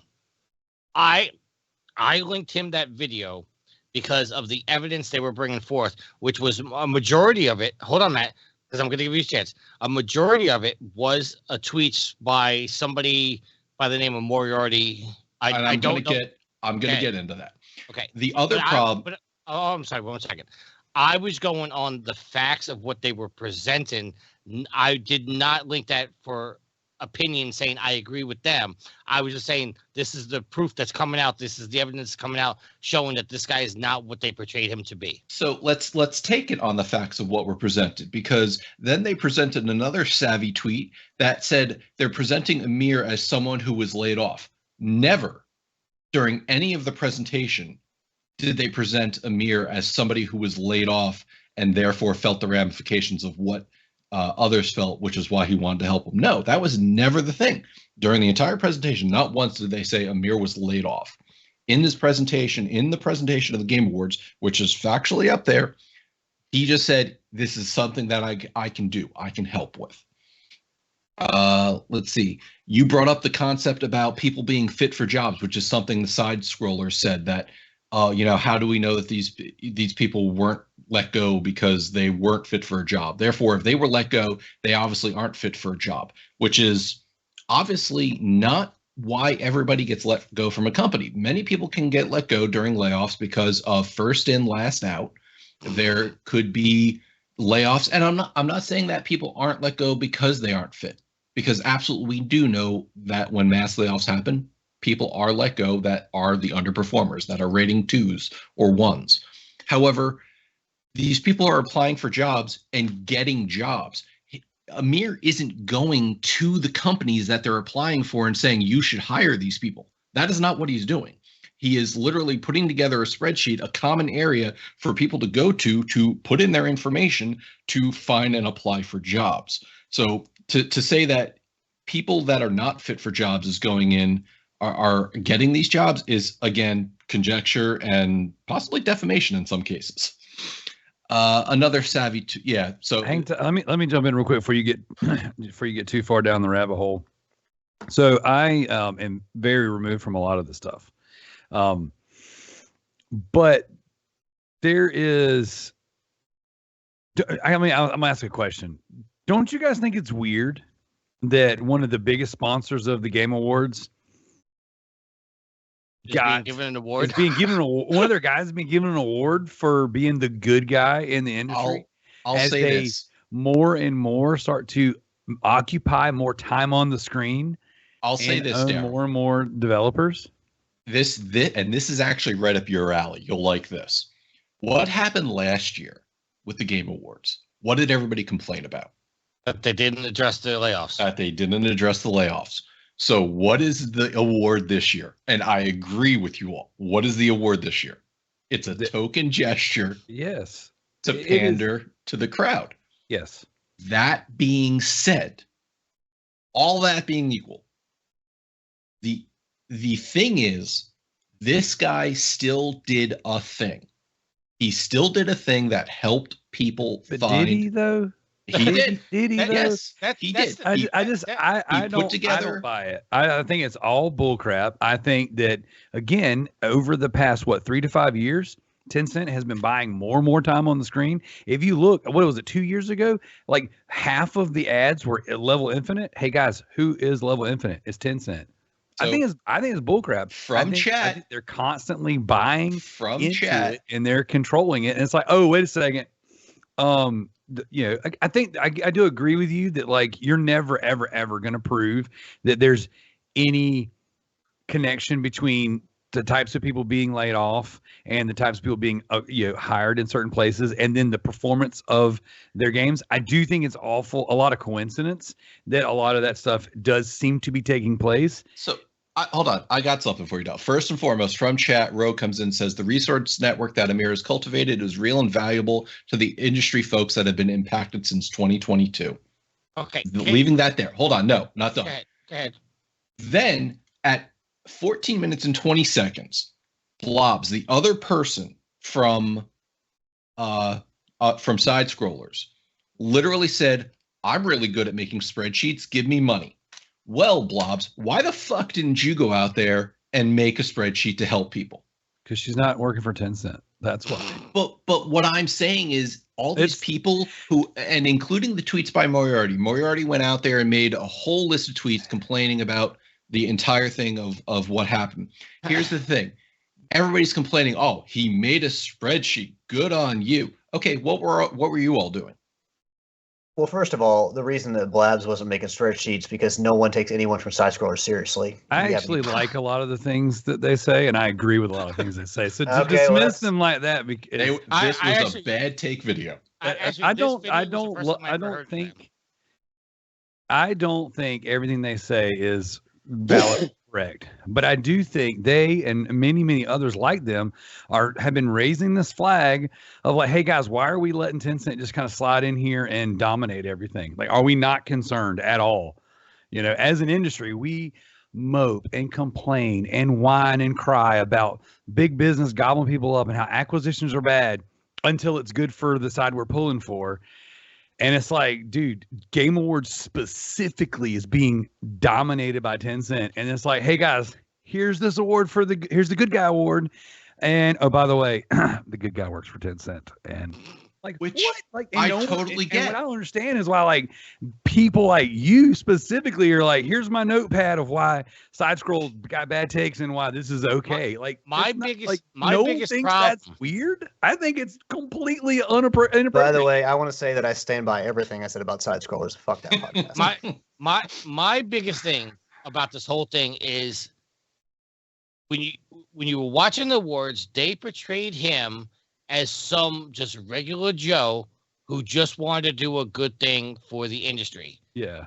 Agreed. A random worker of Tencent, by the way, the biggest sponsor of the show, did a good thing. So you know what we're going to do? Because we just go find random good guys on the internet that have sub 10,000 subscribers and we just go give them awards. I mean, come on. And I'm not trying to say him making a spreadsheet is not a good thing. You literally called him a fraud. He's a fraud because did he make the spreadsheet? I'm calling him. I don't know. Did he? He made many people are indicating that he is. Many people are indicating that he's. Roe is indicated. The people who got jobs are indicating. There are many people out there tweeting that he is indeed the crafter of this. Moriarty, the one complaining about it, is complaining about that all he did was make a spreadsheet. But okay, now, I think we're losing the forest for the trees here. Who, like, the fact that he may or may not have did the thing doesn't really matter. The fact that he is a Tencent employee, one of the biggest sponsors of the show, it's kind of like, man, like that is a conflict of interest. I wouldn't go and say separate argument. You know, separate argument than what we're talking about here. The fact that he got an award. It's the same argument. If the argument is whether or not it's legit and it's fraud, then that's exactly what we know that the Game Awards aren't legit to begin with. So, I mean, there's but why is this like okay though? Why is like, hey, everything else about the Game Awards sucks, and we complain about that incessantly on this show specifically. What I have an issue with here, oh no, this guy. What I have an issue with is people calling him a fraud, saying that what he's doing is bullshit because it's not. Obviously, he is doing things that is helping other people. Whether Roe even says it. Says the spreadsheet was bad is not the call here. The call here spreadsheet. Is that it's bogus. The whole thing is bogus. The whole thing is fraud. It is not bogus. The whole award was bogus. The whole award is bogus. That's like, all awards are bogus. They're freaking people who want to. You just said that one's not though. Like they're all literally. No, I'm not saying that. I said all awards are bogus. The Game Awards. I'm just saying everything about it. You guys have ripped. Oh my god! This one is the one that's okay. He's being awarded. He's being recognized, and then you have a bunch of people railing against it, saying, putting all this conjecture and claim out that what he is doing is actually harming the gaming industry when that is not factual. To be fair, those guys specifically, and there's others out there having the same conversation, but since Alex loves side scroller so much, that's the one we're talking about. Like, they didn't say he is, they threw it up there like this could be a thing. They even preface it with let's throw the tinfoil hat on. Like it's not like they're saying this is exactly no, because they can't even formulate that take themselves. They had to go to somebody else who tweeted it. I mean, hold on. Again, let me ask like, taking shots at them for every single thing that's reported on this show. People could say the same thing. It is very, very, in my opinion, black and white. They're like, dude, like you just said, they're pandering to the crowd. Here's a room full of executives that are, whether the it's malicious or not, they had to make the decisions. It is their job. So there's like, here's our big virtue signal, and it's just gross. Like, okay. I think that's the whole point. Is it's just gross. It's so let me ask a key question. So people are blaming this guy for being a part of the problem with the layoffs. This guy works for Tencent. They're not. He's not to blame. It was that's very literally what people are saying, though. But specifically the video we're talking about, they didn't say there. It was a. They threw that out there like it could be tinfoil hat. This could be like no one says that this is exactly what's happening. So people that one is again very misleading, missing the forest for the trees. The reason why Tricky threw it in there, and the reason why he's saying it's fraud, and the reason why I totally agree with him, is because it's like, hey, if the Loot Bros was the biggest sponsor of the Game Awards, and there'd been some shady Loot Bros business, and I go up there and I say, hey, we're going to put Matt, one of our Loot Bros, up there because he's like the good guy doing good stuff out there. Everybody would look at me like, come on, dude, really? There's no one else out there in the entire world that doesn't work for Tencent that did a good thing. No one else out there ever referred anyone to help anyone get hired. There's nothing. So we're going to create a award for a Tencent employee who also just so happens. Hold on, Darrell. Hold on. Let Alex go through. We've talked a lot. Did Tencent win a bunch of Game Awards? Because really, that would be where it'd be most effective. No, if a lot of their games. It's the ads. The eyes on the screen. That's why they pay to have their trailers on there. It doesn't. The awards you all said specifically 30 seconds ago. Those are bogus. We know that's bogus. Every year, you guys say these are bullcrap. Like, you tear the show apart and you complain about the show. Like, no one's there. We all know that the awards are bogus. We all want to believe that they're legit. The reason why that the show is a big deal is because we get to see all the reveals and the exclusives and the coming soons and all that. And there's millions of dollars that are behind all of it. So who's the winner of the Game Awards? Whoever paid the most money to have eyes on their trailers. Hey, guess who that usually is? And historically has been Level Infinite, who is owned by Tencent, who has over 25% of their employees are card carrying members of the CCP, the Chinese Communist Party. So this are they good guys or bad guys? This guy puts together something to help people get jobs because they've been affected by the industry, and he deserves the hate comments and the things because there's people out there putting conjecture and fraudulent claims against my other question. I just think the whole thing is that's what he's getting. He's getting hate for him, but it's again garbage. Hold on, guys. Let Alex go because he had another point. My other question is, so this guy works for Tencent, correct? Correct. Yes. Have there been a lot of layoffs at Tencent that I've missed? Because if we're talking about industries as a whole, like Microsoft or Sony or these other people doing layoffs, that has nothing to do with Tencent. There's nothing to do with this guy. The claims. Go ahead, Matt. The claims is that his job is to find other companies that Tencent can buy to gobble them up, which causes layoffs. And then other people are, and I think fraudulently claiming that his services are putting incompetent people in positions, thereby driving down stock of those companies that they're working for, making them more eligible for Tencent. Okay, well, Sony doesn't need this guy to make incompetent decisions to close their studios. Like, again, what the bulk of the layoffs are not at Tencent. And I don't know if you guys have paid attention, but Tencent, they may have stake in a lot of things. They may have bought a lot of people, but I haven't noticed them going on a spending spree. It's not been crazy what they're buying. They are on a spending spree. They have been for the past 5 years on a spending spree. They're investing in over 5 years of big. Yes, absolutely. Even longer than that. It's just they've really gotten 5 on years. The map. That's not like a year. That's not like. Would you what not does it expect a matter? company What that big does to what does invest it matter over whether it's 5 a year or years? 5 years? This is a heavily invested Chinese Communist Party company investing in and spreading their wealth across the gaming industry, gaining seats on the boards in these places. And it's like, do we want that? I don't think that's a good thing. I don't see where that's beneficial. And then you have them who are, again, heavy sponsors they're getting an award for their good guy on their team. I just think, again, conflict of interest. It's gross. It's why would you even do it? Well, who benefited from this? Who wins on this one? I think it's scummy, And I think when someone like Tricky and a multitude of people on the internet call it fraudulent and call it a bogus, I just don't see where there's even a case to not be. You literally have someone in our chat row who works in the industry when none of us do and none of the side scrollers do, saying that this guy. That's what it is. The side scroller said it, so that's the issue. No, we can't bring ourselves to come to common ground because those guys had an opinion. No, Darrell, I very much included you in that too, Darrell. Very much included you. Okay, all right, hold on. And Tricky. So Ro, who has worked in the industry, probably knows a lot more than we do, and I'll include myself in that. She does currently still work in the industry.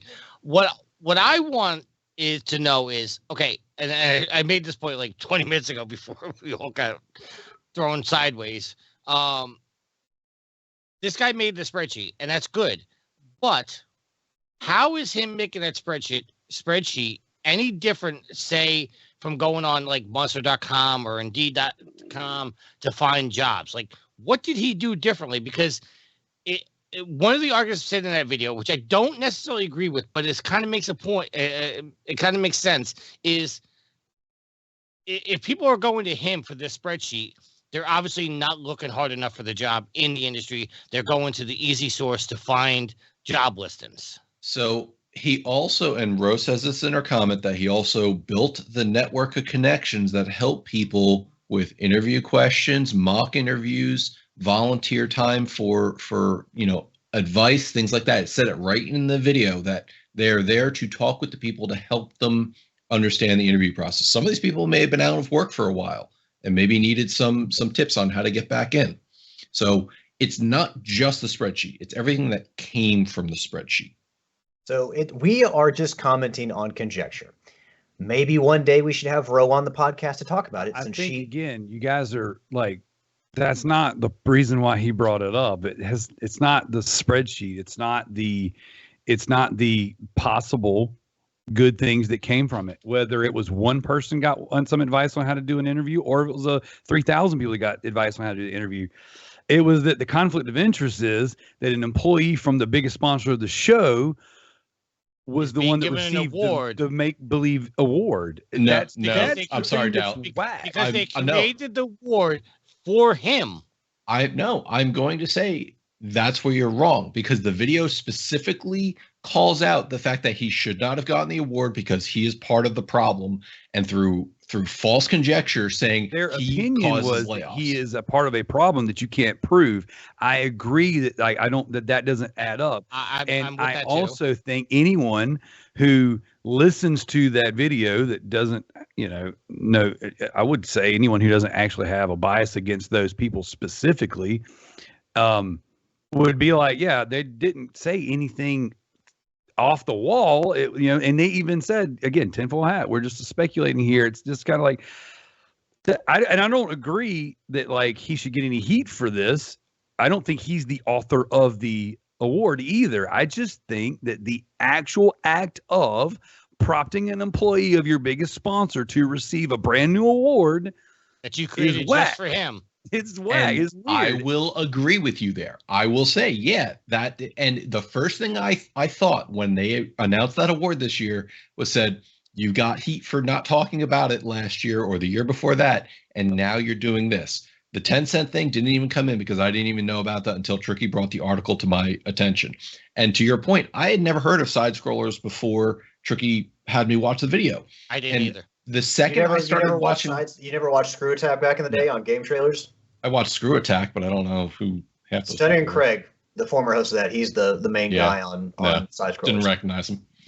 The issue is their bias was blatantly apparent the second that video started, and the tone, the mocking tone that they had throughout the video made me start judging everything that they said the same way that they start judging everything else that was said about Amir. I'm just saying the guy provided a service. It helped multiple people find new jobs. Did he deserve an award for that? Maybe not. That's the game. The thing. That's right. And there's the forest, Matt. There's the forest. You literally have somebody in chat saying he did that. Okay, she thinks that. She wasn't there. She doesn't know him. She knows more than you do. She knows more than the side scrollers do. And that's the forest. That's the point. Multiple because people. He works for the company. If he didn't make that spreadsheet, what's the alternative? What's the alternative if he didn't make it? That is bullcrap. That's the alternative. And here's the problem. I'm not saying I believe that. What I'm saying is the reason why conflict of interest is a thing is for stuff like this right here. You don't know that he really did it. I mean, I don't care if he did it or not. My position in this is not that he didn't do it. Okay. My position in this is not that he's a bad guy. My position in this is that y'all dismissed it so fast. Darrell, you just have to have faith that he did it. You don't know. And then you know why you can't know? Because the company that he works for sponsors the event to such a high degree that it's like, wait a minute, no one from Indeed, no one from ZipRecruiter, no one from Monster, no headhunter, no recruiter got any. There wasn't like a running of like, here's 11 people out there that we could vote on who's done the most for the industry. It's like, no, this guy from Tencent, who by the way pays our bills, he's the guy. Did they present him as a guy of Tencent? Did they present? They no. present him. Oh, that's the point. They didn't tell you that. In order to know, you would have to dig. You would have to, otherwise you would just think he was a normal guy. That's correct. The they problem. positioned him as a normal guy. But then it's not marketing for them. They positioned him as this regular Joe on his couch. They're marketing their trailers. They're marketing their games. Putting him up there was like, hey, here's just a random good guy. We don't. That's what muddies the water. You can't buy into. Wouldn't it be more beneficial for them to have everyone know he works for them? Yeah, put that out there. If they would have came out, why not? A guy getting an award works for your company. That doesn't make your company look better. I think if you wanted to, I think it would maybe add more legitimacy to it. You know what I'm saying? If you'd have put a disclaimer up, it's like, by the way, you know what I'm saying? He's one of our guys. Take what we say with a grain of salt because we're financially invested in this. But again, it's like none of that. He was just propped up as a random Joe Blow good guy. And then when you figure out, hey, who do you work for? Oh, you came from Amazon. Now you work for Tencent. And it's like, why would you give one of your biggest sponsors, one of their guys, an award? Like, again, and this goes back to the whole Game Awards as a whole. It's like I've always said that they're bogus, they're bullcrap, they're not legit. They're just like, we throw an award up there so we can show you 10 trailers. And then what they did was they took you and they freaking rubbed your nose in it. And they're like, yeah, you can't believe any of this stuff. Astrobot Game of the Year, I think it's a wonderful game, you know, but like, I've always questioned the Game of the Year. And then what you did was, here you go for all of the wrestling fans out there. Okay. Wrestling has always been, in quotes, fake, right? And for many, many years, everybody kept it kayfabe. They protect the business. And then finally, when something really stupid happens, you know, somebody misses a move completely. Was it Batista launched himself across the thing, or guys go to splash their head into something and their hands come completely off, but the person still reacts? It's like, what you just did was you just like really leaned into the bogus part of this. And so therefore, that's what this does. Here's where I'll agree with one of the points Tricky brought up and that they brought up in the video, was that they paraded this guy on stage in front of all of the executive directors and people who are doing the laying off. That I feel is the innovation. That is what I feel is the insult. So that's the part that you think is the insult, not the fact that he just collected a paycheck from the company. That goes to your point. That goes to your point to say you gave an award for something that is utterly meaningless, because ultimately the people who applauded it are the ones doing the layoffs that put the people in the positions that they now have to depend on this guy. And if they didn't portray him as a regular Joe and would have came out and said, yes, I work for Tencent, whether in the video package or whatever, if they had not portrayed him as just some regular Joe who just wanted to help, I would have had more respect for this. But the fact that they did not disclose that he's actually somebody in one of the biggest video game companies in an executive position is an insult and disrespectful to everybody who lost their jobs. I will say this, though. As a business development director, he does have specific inside tracks to companies that are hiring and those partnerships that allow him to put together that spreadsheet that helps people find their jobs. I just don't understand how it's this guy's fault that a bunch of people got laid off. Well, it's not, and no one really. Nobody really believes. You can't say that. You can't say that because to me, it seems like a major. Hold on. I watched the video. I read all the tweets. I actually went down the rabbit hole and listened to other people commentate on it, and I didn't walk away from it with anyone really buying into the fact that he's responsible for the layoffs. I think that they all point at something that'll never be proven. Even if you think you can't prove that. Okay, because there's too many variables, right? Let's just say, for example, I am Mr. Spreadsheet, and I'm like, okay, I'm going to put Matt, I'm going to get him linked up with my boys over here at Naughty Dog because Matt's got some really, really just subpar talent, and what he'll do is he'll be such an intricate and an integral part of this establishment. He'll bring them down. Their next game is going to totally suck, and then we'll scoop in and we'll make the offer that's going to add them to our team. I just don't think you can possibly prove that, and I think it just leaning into the nonsense is because that's what it is all they were doing. I think it was. Now I'm trying to make excuses for these people because I don't love these people. I've only seen a couple of their videos, and it's when I have people that I do like on there with them, and they've never said or done anything super egregious, but I don't even subscribe to their channel. So I'm not like speaking for them. But when I went down the rabbit hole for the small amount of time that I didn't buy into the fact that there's this group of people. They're like, we're going to mount a revolution because he's the guy. I don't think anybody really believes he's the guy. You didn't. But there's plenty of people in the Reddit threads that spawn this that are saying also, exactly. That's also Reddit. That's also. But that's also the type internet. Of friggin', that's the internet. But that's what I'm saying. People will believe shit that it gets put up on the internet. Bonjour. How many times? You know, it doesn't help when the sponsor of the event props up. They're got to get a brand new award, and then you go to the trolls in the bottom of these little Reddit threads, all up on the goblin hours, typing away, and they're like, "We are starting to circle on ourselves on the argument." I do want to ask. Go ahead, Alex. Then we'll move on. Has how many times railed against the internet and mob mentality and cancel culture, and yet people are going after this guy over conjecture, and Tricky's like, "Oh, it's no. Okay, hold on. Let's be clear, because I keep getting talked over, and all of us are talking at the same exact time. We all get talked over. It's okay. I'm not saying what he did was a bad or negative thing. You called him a fraud. Oh, wait, can I talk? Can I talk? Can I finish my freaking point here? Game Awards is a fraud. The fact that they gave this guy, who they portray to be an ordinary Joe, an award is a total fraud. They misrepresented him. They made him seem like he was some regular Joe who just was sitting on his couch one day and said, I want to help the industry. That is not the case. And I didn't even think about the aspect that Tencent is a major sponsor of the Game Awards until Darrell said it. That makes it worse. Did this guy make the spreadsheet? Is that a good thing? Yes. Should he have gotten the award for it? Absolutely not. There is no reason why you should have made a brand new award and called him a game changer when he is in the industry and potentially, and I'm not accusing him at all, potentially be the cause of the layoffs.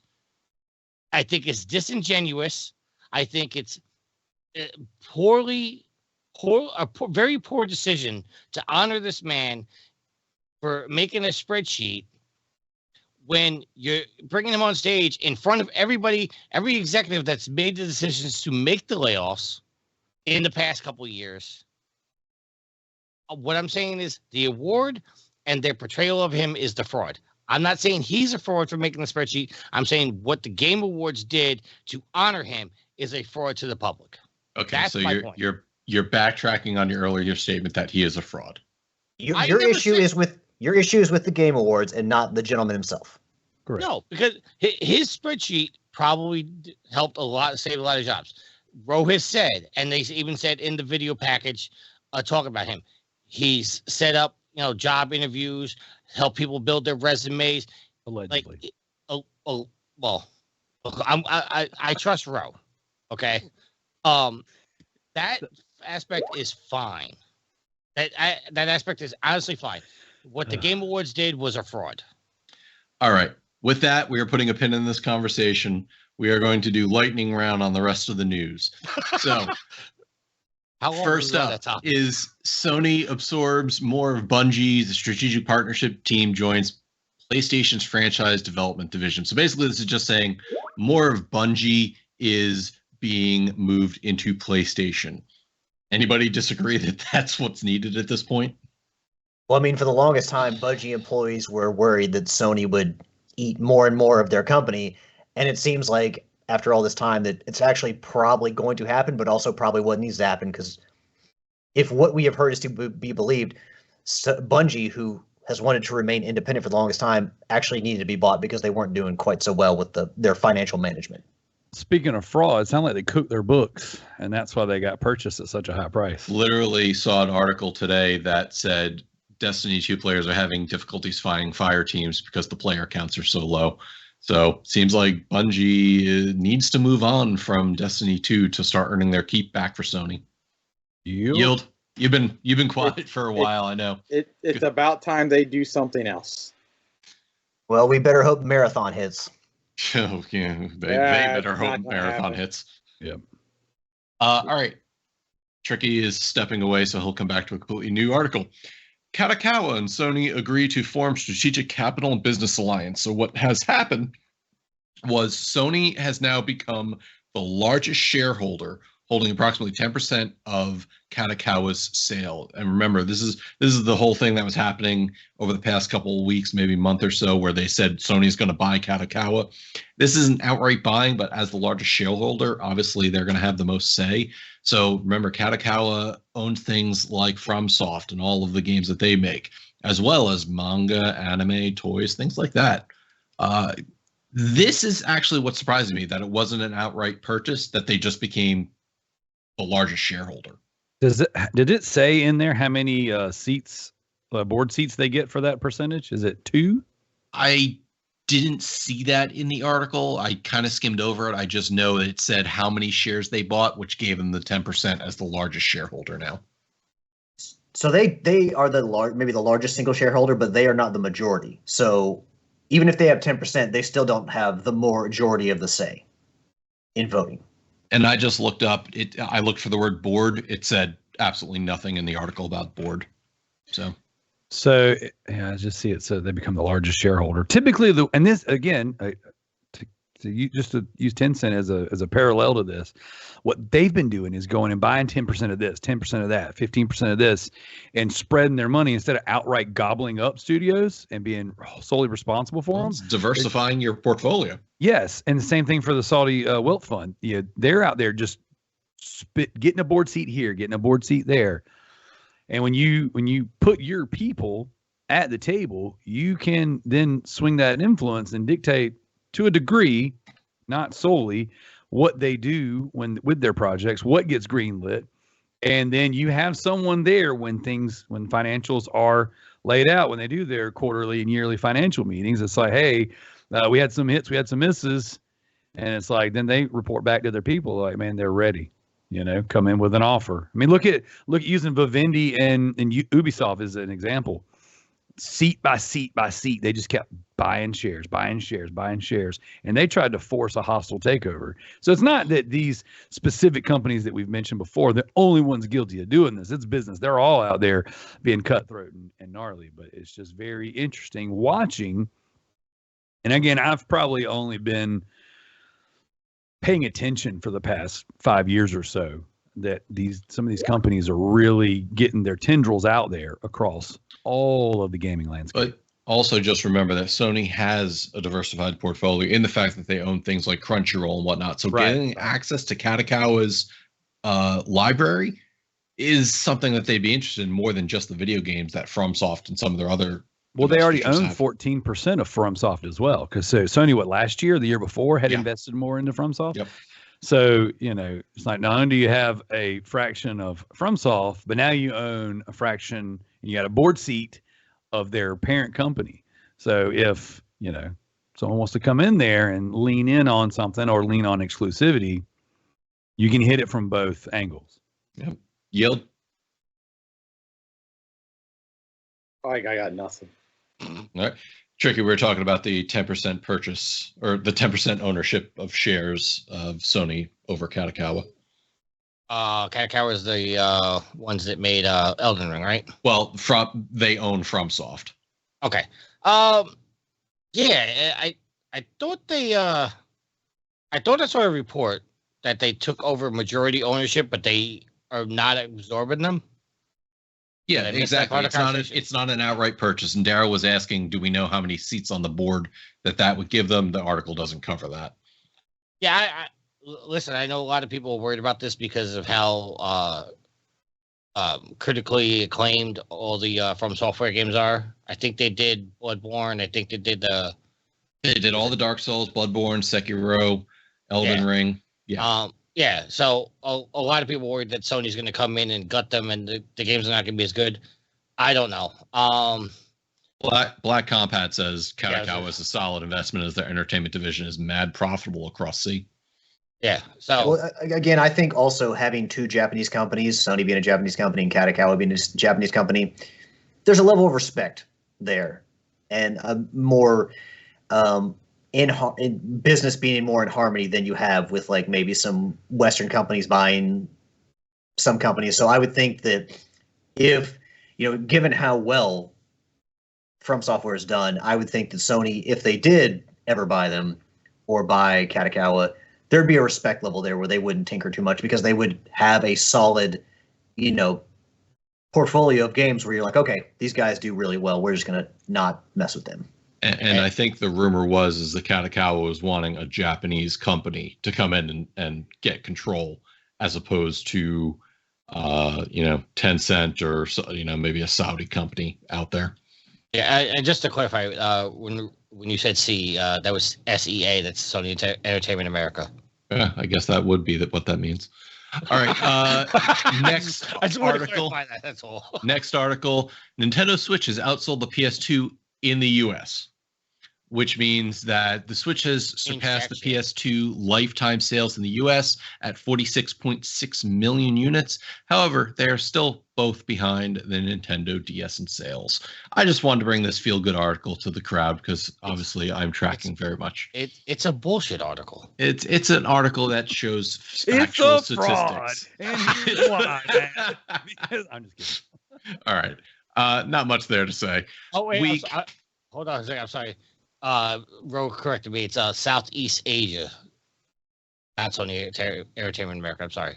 Will says feel good. It's a non-story. You know what, Will? Collecting is a non-story. There, I said it. Wow. So I wonder if and when Nintendo passes, the Switch passes the PS2 in sales, is Sony going to start touting their software sales as? No, they're just going to move the goalpost again. Say, oh, we sold 10 more units in Brazil. We're still on top. Start production in Luxembourg. Get it to Luxembourg. Dude, they're going to start shipping PS2s to every third world country out there. So, Matt, I'll ask you this. And everybody who doesn't allowed to have a PSN. That's right. Matt, I'll ask you this. And it's like I generally want your answer. It's like, I just forgot my question. If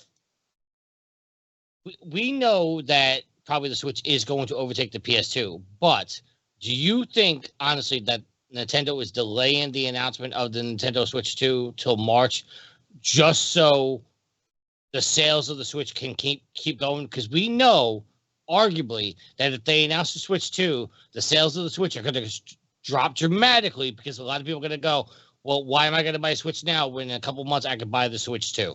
If you can find a Switch 2. Well, there's that. One, the rumor is the announcement is supposed to be coming in January with a launch in March, similar to what the Switch did in 2017. I'm just saying that's what the rumor. I'm not saying that's what you insinuate. No. I said it wrong. But yeah, No, I'm not insinuating what you meant it one way or another. That's just what I've been hearing on the grapevine. The next issue is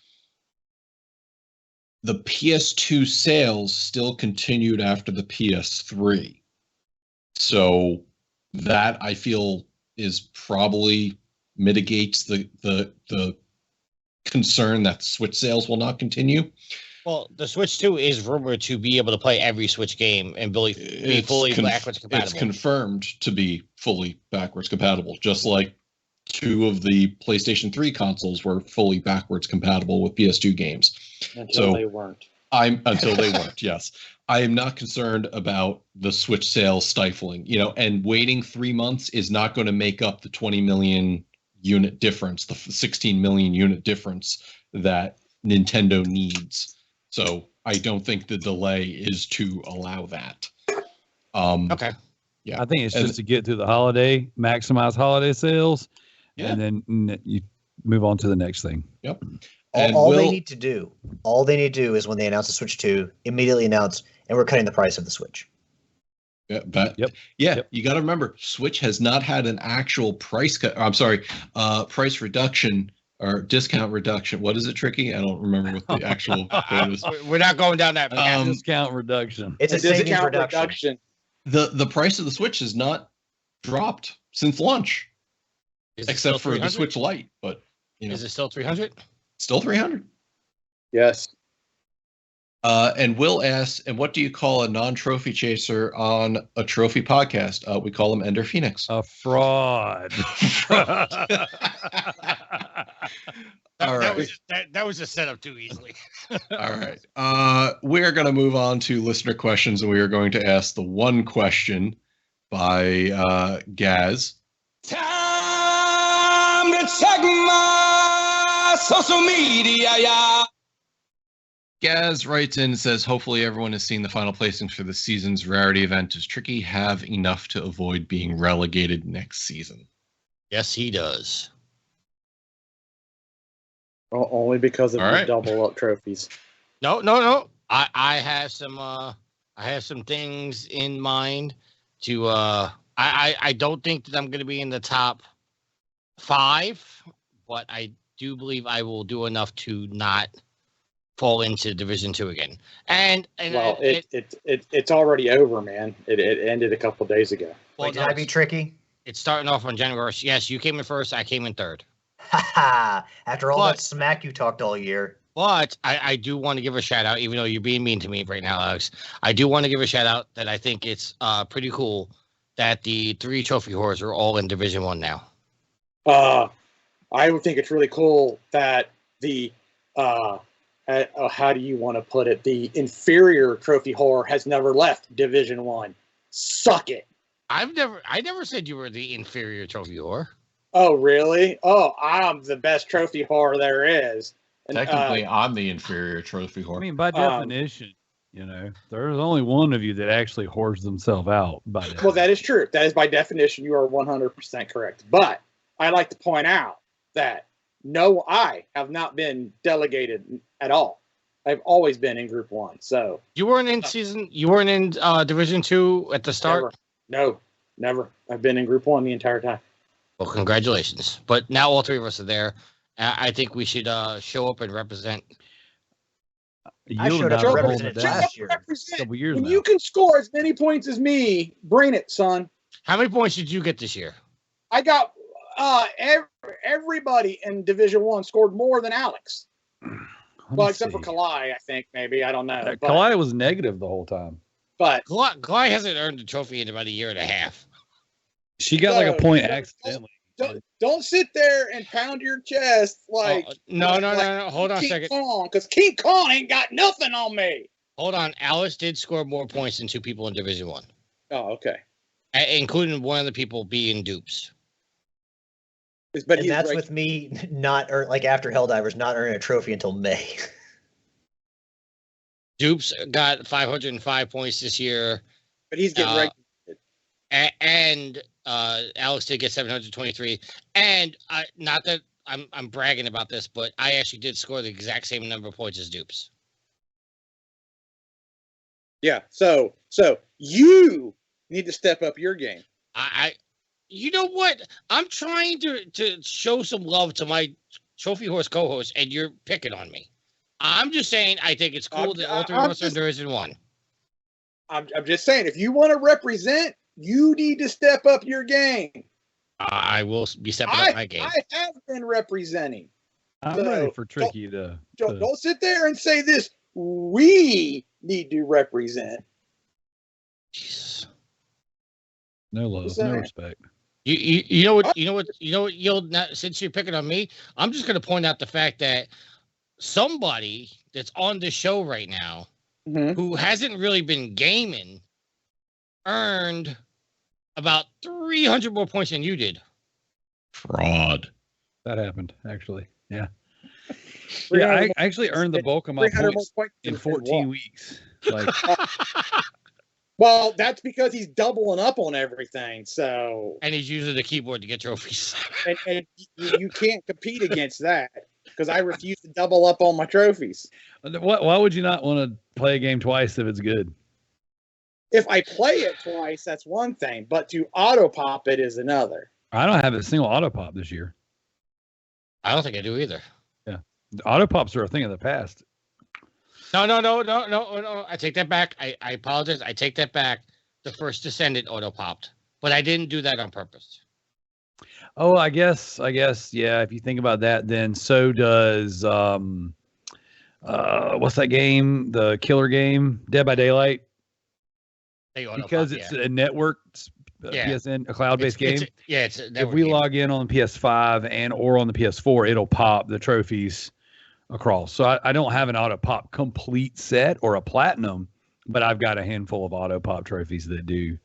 And we play that game as a family, so that one's kind of. So my hands aren't clean. I'm not a fraud. I fully admit that I am playing for the team. What? Yeah, I got the bulk of my points, I think, in like 14 weeks when we did our contest, because before that I played up to a certain point, so where I had things in the tank if we got in trouble and we faced, we're close to elimination. And then I think in September, October, I got like 14 platinums. But before we move on to the last, just shout out to Rick, shout out to Alex for winning both their divisions, and shout out to Gareth for running a good contest. Yep. Even though he frauded me on my 3 platinums in November, but we won't get into that again. He worked hard. You wouldn't have even won the platinum of the month. It doesn't matter. It's still nice to be nominated. I think Tricky, honestly, even if you just did ask the game director of Black Myth Wukong. If fraud. Hey, if you did get the speech 2 years ago, I couldn't even use it. Yeah, even if you did get nominated, Tricky, I don't know that you'd get the votes. I don't think you'd get the popular vote. I wouldn't get one vote. Actually, the only time I was nominated for Planet of the Month was the first Descendant, and the only vote I got was from Garrett. That was a pity vote. and I put a lot of work into that platinum. That was a pity vote. All right. Well, probably. With that, our topic of the week is very basic, and we'll just do this real quick. Christmas, when you all listen to this, it'll probably actually be Christmas Day, but everybody has that one game that they want to see under the tree. Darrell, what's the one game you want to be able to open up on Christmas Day? I picked it up yesterday. I got a deal on it. It was the day one edition of Slitterhead. Are you guys familiar with Slitterhead? I've been waiting for your review on it. Okay, well, keep waiting. You got to play games to give reviews. So, Team Silent, the guys that made Silent Hill, they have since dispersed, some of the guys have a new studio, and they made a janky horror game called Slitterhead, and it looks right up my alley. I haven't played it yet. I did not pre-order it, and I didn't get the big day one edition with the booklet and all the cool stuff in it. And one of my scummy, filthy reseller friends pre-ordered, got a couple of them, and he actually brought one to me yesterday at our little convention we did.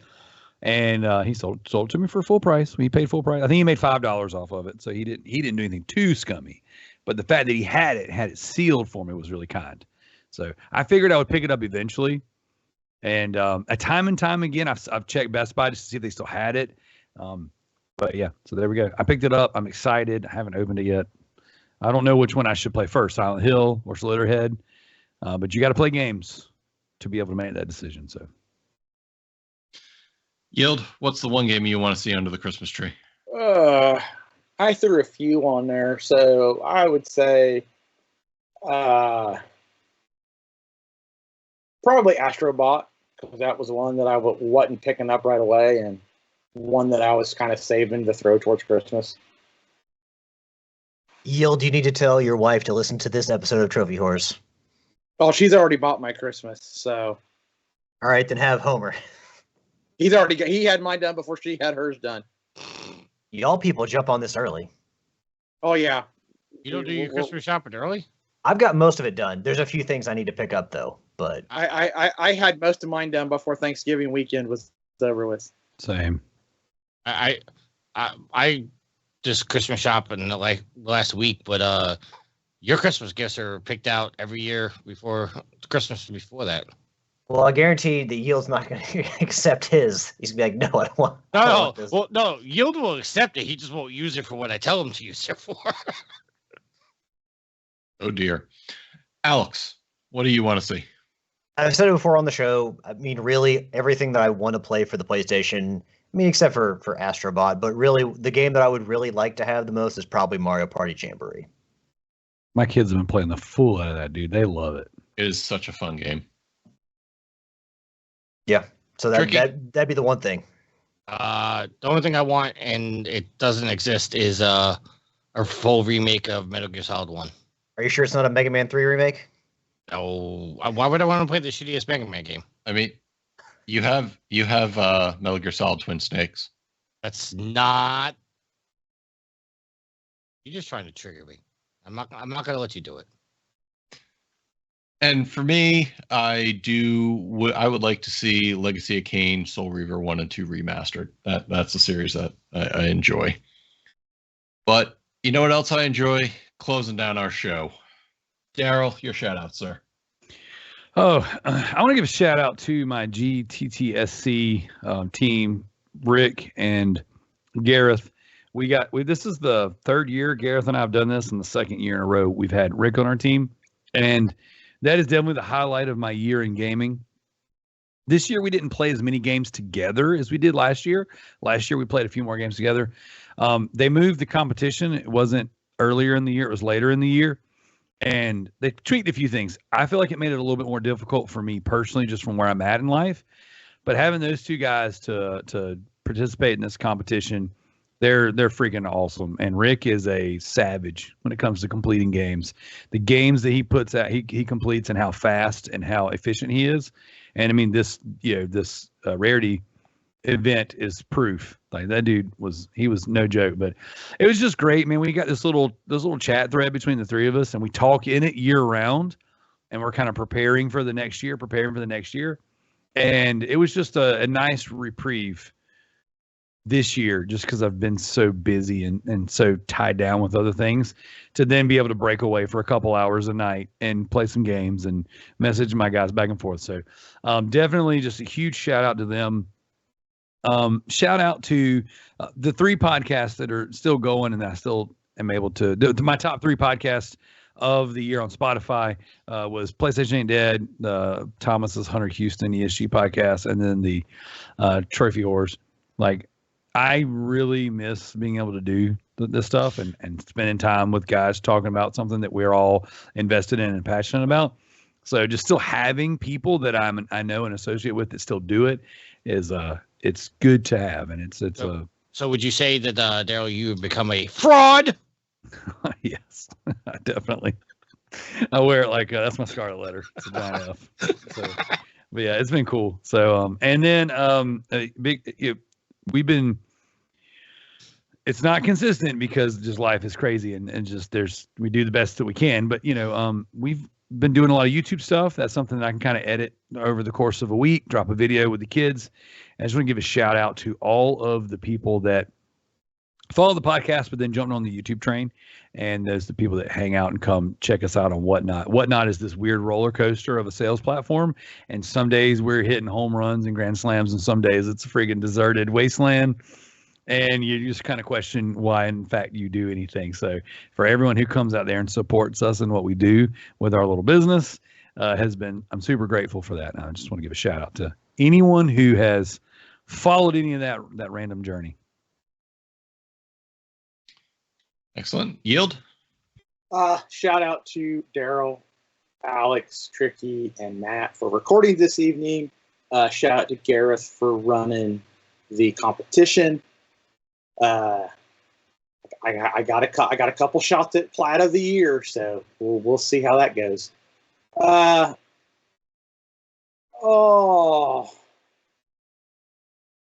had some more, I think, but they're losing. So, but that's it. Oh, shout out to all the Pimps and Moms of the Whoredom for hanging out, downloading, listening. Yeah. All right. Alex? I want to give a shout out first and foremost to the Fuel to the Fire, the Trophy Whores, our wonderful and awesome community. Thank you all for your continued support here through 2024 and into 2025. You drive us forward because without our community, the show is just a bunch of jackasses yelling at each other. Give a shout out to my co-host tonight, as well as our guest host, Tricky, Matt, Yield, and Darrell. Let's see, anything else? Oh, a shout out to Sony for getting the Sly Cooper games up there, Sly 2 and 3 up there before the end of the year. It's a nice little present to find under my tree. But yeah, last but not least, give a shout out to my awesome and loving girlfriend Ashley, who's downstairs playing Dragon Age Veilguard. And yeah, that is going to be the end of my show. Or shout-outs. The end of this show and the end of my shout-outs. I call when it's the end of the show, Alex. I know it's not the Saunders takeover, it's the Grinelli takeover. So I'm sorry for offending you there, Mr. Overlord. I will forgive this one infraction. Tricky. Shout out to everybody. Shout out to you guys. Shout out to Darrell for coming on and defended my position. Because I felt like a lot of times I come into defend the indefensible. So sometimes I feel like I come into these shows and I feel like it's 1 versus 3, but it was nice to have somebody on my side for once. Shout out to everybody. Shout out to the goddess. Shout out to Sweet Mama D. Shout out to my stepdad who helped tremendously with my move. And before I finish my shout outs, I just want to wish everybody a very Merry Christmas, because this show will be coming out on Christmas Day. So if you're listening to this on Christmas Day, I'm sorry your family's so boring. Shout out to that. Wow. I mean, why your family's so bad? Well, Good night, everybody. Here's another way to look at it. Tricky or our listeners who do listen to this on Christmas love their family so much they want to share this podcast with them as a nice little gift on the holiday. Okay, you just destroyed my joke. What? No, I'm just trying to end. I actually admitted a response from Yield. I'm just trying to end on a positive note as we leave here, as we get close to the end of the year. I do want to have one more shout out. Shout out to Neptune Princess for finishing her Bachelor of Science in Health and Human Services. She only cried like 6 times today. Don't cry. And shout out to Ro, who said great show, y'all. Ro, I wish you could have been on this episode because I think it would help the discussion instead of just 3 idiots or 4 idiots just arguing back and forth. And with that, shout out to you gents for recording tonight. Shout out for Darrell for coming on and, kind of being good old reliable Darrell. We'll leave it at that. Retirement after this. Shout out to Will, Gareth, Rowe, Neptune. Shout out to Black House, who came in right at the end. Go back, listen to it. It was a really good show. Shout out to the Channel 3 community. Make sure to go to channel3.gg to gamify your social media. We're about to end season 10, moving on to season 11 on January 1st. Come on by. It's a good time. Special shout out to Tricky for admitting he was wrong and calling Amir a fraud and saying that, changing the story to that it was. I never said he was the fraud. Oh, okay. Go back and listen. Let me know when you're done editing. All right, round 2. Everybody that listens to this, put it in the Facebook group. Did I ever call him a fraud, or did I call the award a fraud? Whether you did or didn't. No, that's true. They're all going to say yes. The Shout villain, out.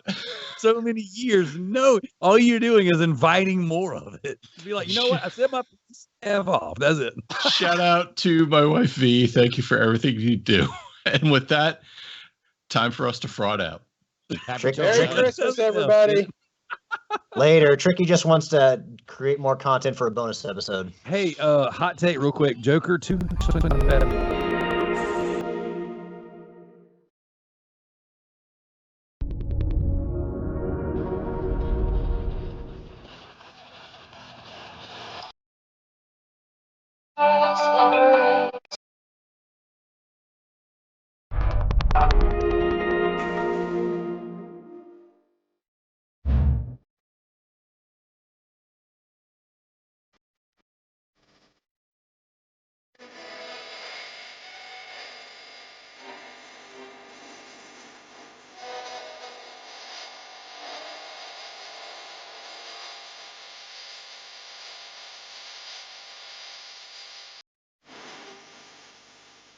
The theme song is Venus by the band Eden off their album Z.